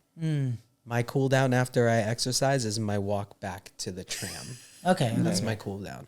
You know what I mean? Like, you're not gonna tighten up if you don't immediately stretch after. So long as you're hitting the positions you want to be in throughout your week, in some way, shape, So as or long as form. your general flexibility is if you maintained. just stretching to stretch like is different than I'm going to work on my flexibility now. You know what I'm saying? Like a true flexibility training session is different than, well, I'm going to just stretch for 5 minutes before the routine because now this is going to make me more flexible. Or I'm going to stretch 5 minutes after I work out because it's going to make me more flexible. You know, like, no, I'm going to actually spend time, a solid 30, 40 minutes to train my flexibility. Totally different thing. So when people say like, I see a lot of stuff now, people say like stretching's not useful or whatever. It is. But is it necessary right after a workout as a cool down because you're going to tighten up if you do it? Overrated. Oh, We like this. we're learning stuff. Good question. Is that still a thing too? I don't know. Yeah, people do. downs? Yeah. After I teach at foundation, after Oh, class, that people like will. when class is over, that Yeah, part. I people was still will thinking just, it's like, that's not cool baked down. into class. No, I was no like, one bakes it in. No, class. no. I had it more when I was like studying dance. Like Yeah, at the end of yeah. each thing we would For sure, do yeah. Yeah. Okay. Mobility training. Underrated. Okay. Expand. Well, I don't have an answer because the word mobility is so convoluted. Yeah, I think that is Okay. very, very. Let's use mobility to say increasing your usable range of motion, like not just getting the splits for the sake of doing the splits, but you never end up doing it in your dance. You know what I mean? that's just like, I'm just doing it because like I want to have the Yeah. splits just for the sake. But like, I want to increase my mobility because now I want to be able to do bigger movement on Yeah. the floor. It opens up more It options. opens up more options for me. I think underrated. But also, I think strength training can be mobility training. Yeah, I've been seeing a lot of the like people that do all kinds of wild stuff with mobility, but it's like I find it really interesting people that train like mobility with lighter weights, yeah, but to like help you get into the position. yeah, and like kind of get strong in a position as Totally. opposed to just being able to get in a position. That's great. Yeah. Like get in and out of it with a bit of added weight so that, but really like only a little bit. Yeah. It's, I mean, there's the terminology's been like thrown around so much, Sure. but like, I think about, you said it really well. Like mobility is strength in a position. And sometimes we can't get into the position because we're not strong enough to get there. Or we're not strong enough to get there and then get out of that position. Yeah. So I want to say usable ranges of motion. That's Totally a good one. underrated. Usable range of motion. Yeah. Okay. Next. Cardio. Or okay, cardio, but maybe like because I maybe this is like less like kind of dancer specific, but I feel like generally people are like, I really need to improve my cardio. Like cardio as a way of working out and improving fitness. Yeah. That face is loading. Yeah, I know, answer. totally. Lisa, you go. I don't know. Well, what do you just gut? Like overrated or Yeah, underrated? Yeah. Overrated. I'm gonna say underrated. Oh. Underrated because I think it's not used well, or people don't train it well, Okay. and they don't know how to progress it in the same way you would progress weights. You know what I'm saying? I guess I was like overrated because people like Just go for a put jog. the full premium on that For without sure, all for the sure. other- Without Like I'm gonna run for an hour every day. for sure. Yeah. Again, I'll run until I'm completely gassed out, and run as hard as I can until I'm gassed out. Well, does it work in the same way that you're like, right, I'm going to do a 20-minute run, then tomorrow I'm going to do a 25-minute run, and then a 30-minute run? Does it work like in the same way that you Yeah. I would weights maybe would? just like peel it out a bit. Like Okay. we talked about RPE and like effort, right? Yeah. Same way for you train cardio the same way. Like I'm gonna go for a jog where even better if I have a friend that I'm gonna run with and we can converse while we're jogging. That lets me know that I'm keeping it at a pace where Yeah. I'm not huffing Yeah. and puffing and completely just testing my fitness, and like I'm getting my body used to working at this level for longer. Yeah. Right? Like, okay, we'll go on a 30-minute run today, and we'll be able to do it at a pace where we're talking.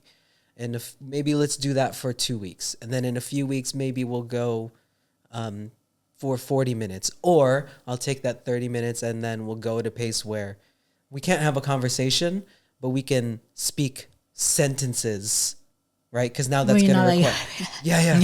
Yeah. Not like this, not like talking like this, but it's like, yeah, okay. You know, where it's like now I'm pushing myself harder at that time frame. Yeah.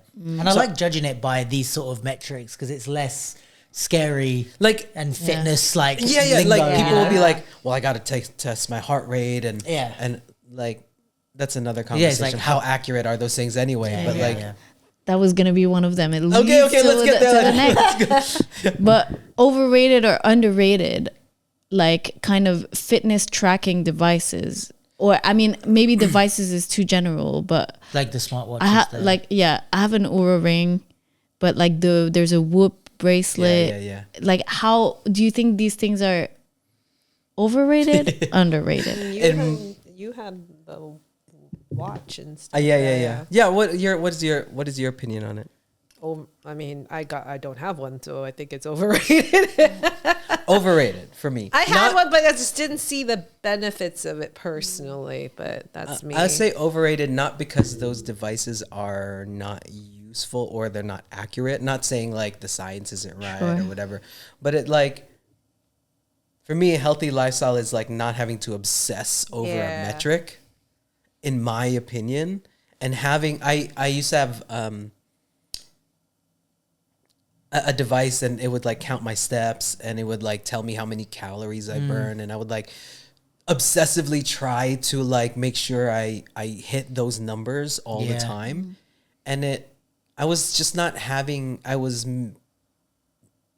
it's just a thing to obsess over. And that's not like a sustainable life. No, for sure. It should, if you sucks use the it, joy out of like the I mean, experience. I get that's like going, not everybody uses it that way. Some people just use, you can totally use it as data to just inform your day. Sure. And that's fine. But to me, overrated in the sense that you don't need those things in the way that they're sold to you. Like, if you just moved more, didn't eat like you were cramming for an exam in college. You know what I mean? We've all had those nights, like a bunch of energy drinks and like potato chips. Like, you don't eat like that all the time.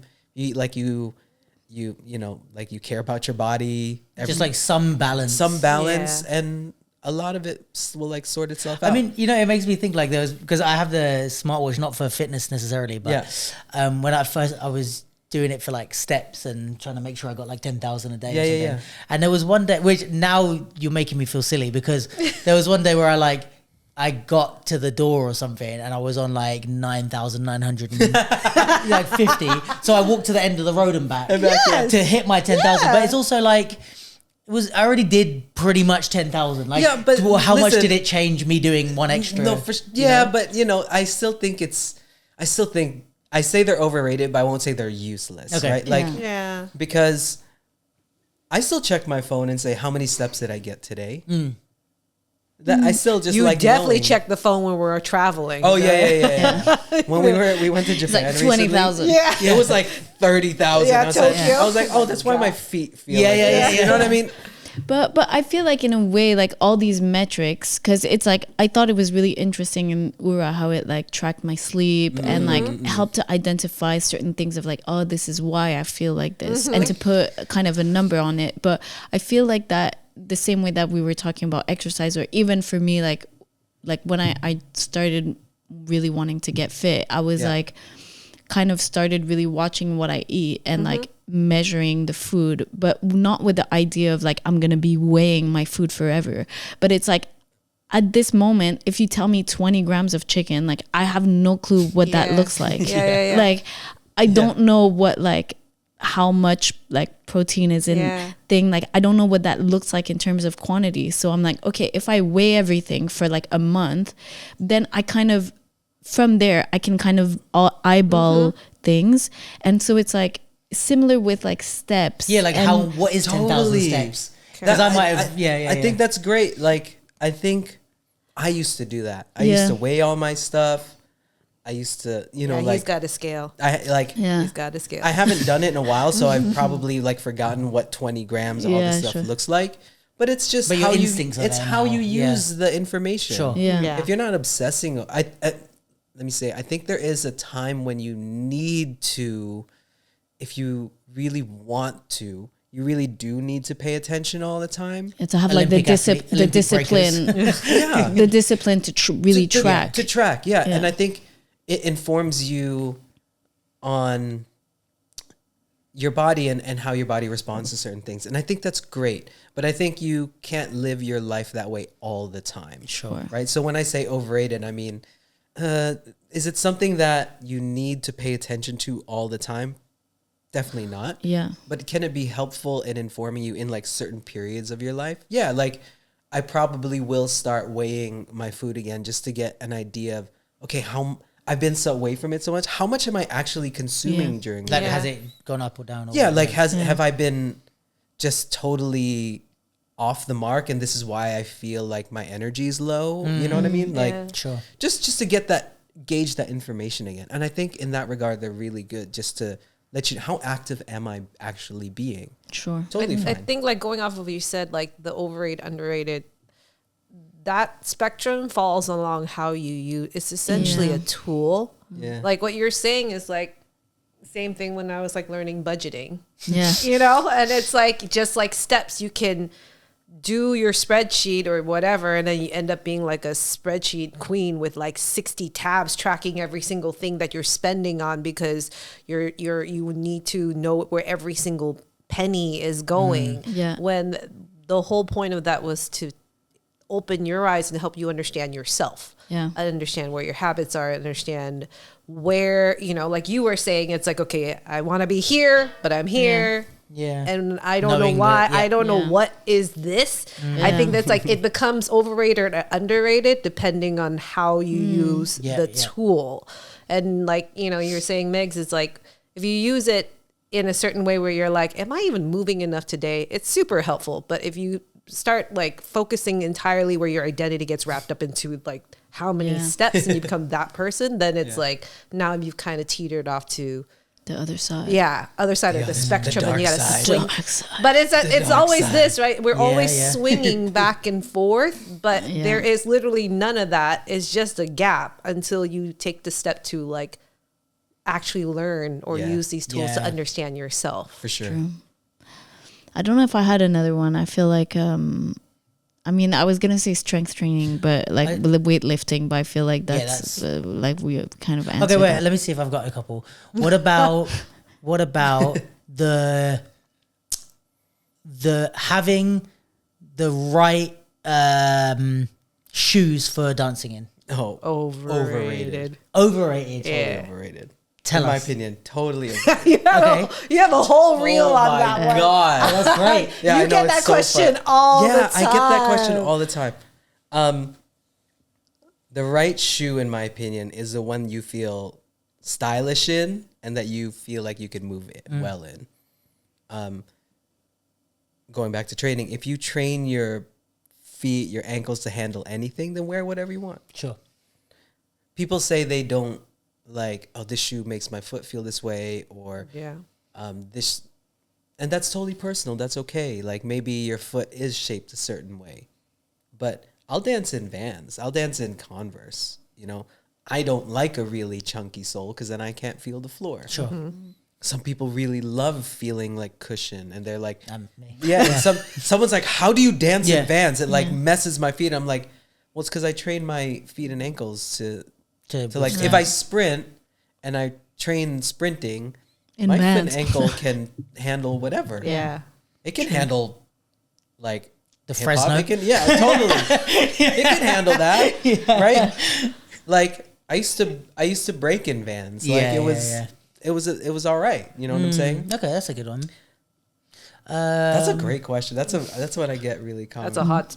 But like, But that's what everyone loves to say is like, oh, these shoes. And I get there's the style and the like comfortability aspect. Yeah. But Yeah. a lot of people are, oh, these are better for dancing. These are worse for dancing. And it's like, is it or is it just? I mean, let's not neglect like the style aspect. You know what I mean? Yeah. Like It really affects how you move and if you feel like you look good, that confidence is gonna show. 100%. Rather than saying, well, they said this shoe was good for me, and now it's not even something I would wear outside of a dance contest. It's like you wear the ones with the toes. Yeah, yeah. Those? Yo, I want to see someone Wow. rock that. I've seen it. Oh, you have? I've seen it. Yeah. I've seen a full, from the heels up, full like Wetsuit. boogaloo. Boogaloo outfit. And then the shoes are the fucking toe shoes. Oh wow. I was like, oh my, what is happening? Yes. Guys, write in the comments if you Yeah. If you're you a know toe if shoe you know who person. he's talking about, Yeah. we want the name. Tag him. The names will, no, I won't. Look, if they felt confident, Listen, listen. Listen. if you feel confident, wear what style is. That's a whole nother conversation. Yeah, Style yeah, is so yeah, yeah. subjective from person to person. But if you felt good there, but Do you think? I was like, I would Why say it's are you like wearing overrated because some people actually like blame the shoe. Oh, yeah. Right. They use the shoe as the reason, and I'm like, is it really? No, it's, Like, yeah. I lost because Because Yeah. Okay. Any last words? Any last ones? no, this has been, I want to tell you that because of today's podcast, I'm gonna change the way I train, because I was doing like workout in the gym, the next day jujitsu, the next When day you said that, workout I in was the like, gym. so trying not to look at her. You're like, there's people that do, and I was like, yeah. Yeah, so I'm gonna test out, like, I mean, I've done it going to the gym and doing jujitsu the same day. Yeah. But when I've done it like Back to like back to back, yeah. which was Well, like, now you're freelance, you can go gym Yeah, in the morning, morning. jiu-jitsu in the evening. Yeah. Give it a try. yeah. I wish I told you to have some rest days. Hey, listen. I wish I'd brought that I'm not up, but talking. no. I'm not talking to you. I'm not talking to you. I'm not an expert. I don't have it. All right, fine. Well, the caveat to that is you should probably fuel your body more on those days. Like Right. eat more on the days Yeah. that you're training like that. So like full on days with everything, like gym, Yeah, jiu-jitsu, yeah. big meals, and then Yeah. And then the next day, like you can do whatever. Gentle, you need to, more, yeah. more, gentle, yeah, more chilled. yeah. sick. It's gonna be fun. Boom. Well, I'm excited. you've Look at me inspired get ripped. Look at me become an absolute beast. We come back in a month and Yeah. Shetty's like, you know, like no neck. Yeah. Yo, have you seen the post where someone said, I can never look at bodybuilders the same way because if you look at them from the traps up, you saw that saw one? it. It looks like a skinny guy standing on like a I'll really find big guy's shoulders. Well, Yeah, and You he can't showed unsee- it. Yeah. I saw it the other day. Wait, maybe you shared it? I don't know. remember. I saw it. Yo, Yeah, I can't I'll send unsee you it. it. Yeah. Yeah. Well, I'm glad you're It's been inspired. 3 hours. No, has it actually? Yeah. Holy shit. Yeah. Right, we might have to split this one up. Sorry. No, it's good. Damn, I didn't. Holy shit, no. Yeah. I was like, I flew went, by. well, 2 hours and 50. But I was, at one point, I was like, should I say something? that we've hit 2 hours and a bit? And I was like, just Ah, like, whatever. Hey, if you stuck with us this long, we love you. I can see my camera flashing at me, telling me the memory's going to go as well. Thank you guys for being here. Thank you. This has been super fun, super appreciate it. And like, this is so not something I'm an expert on. So I feel like I learned a lot as well. I'll teach you. The bodybuilder over here.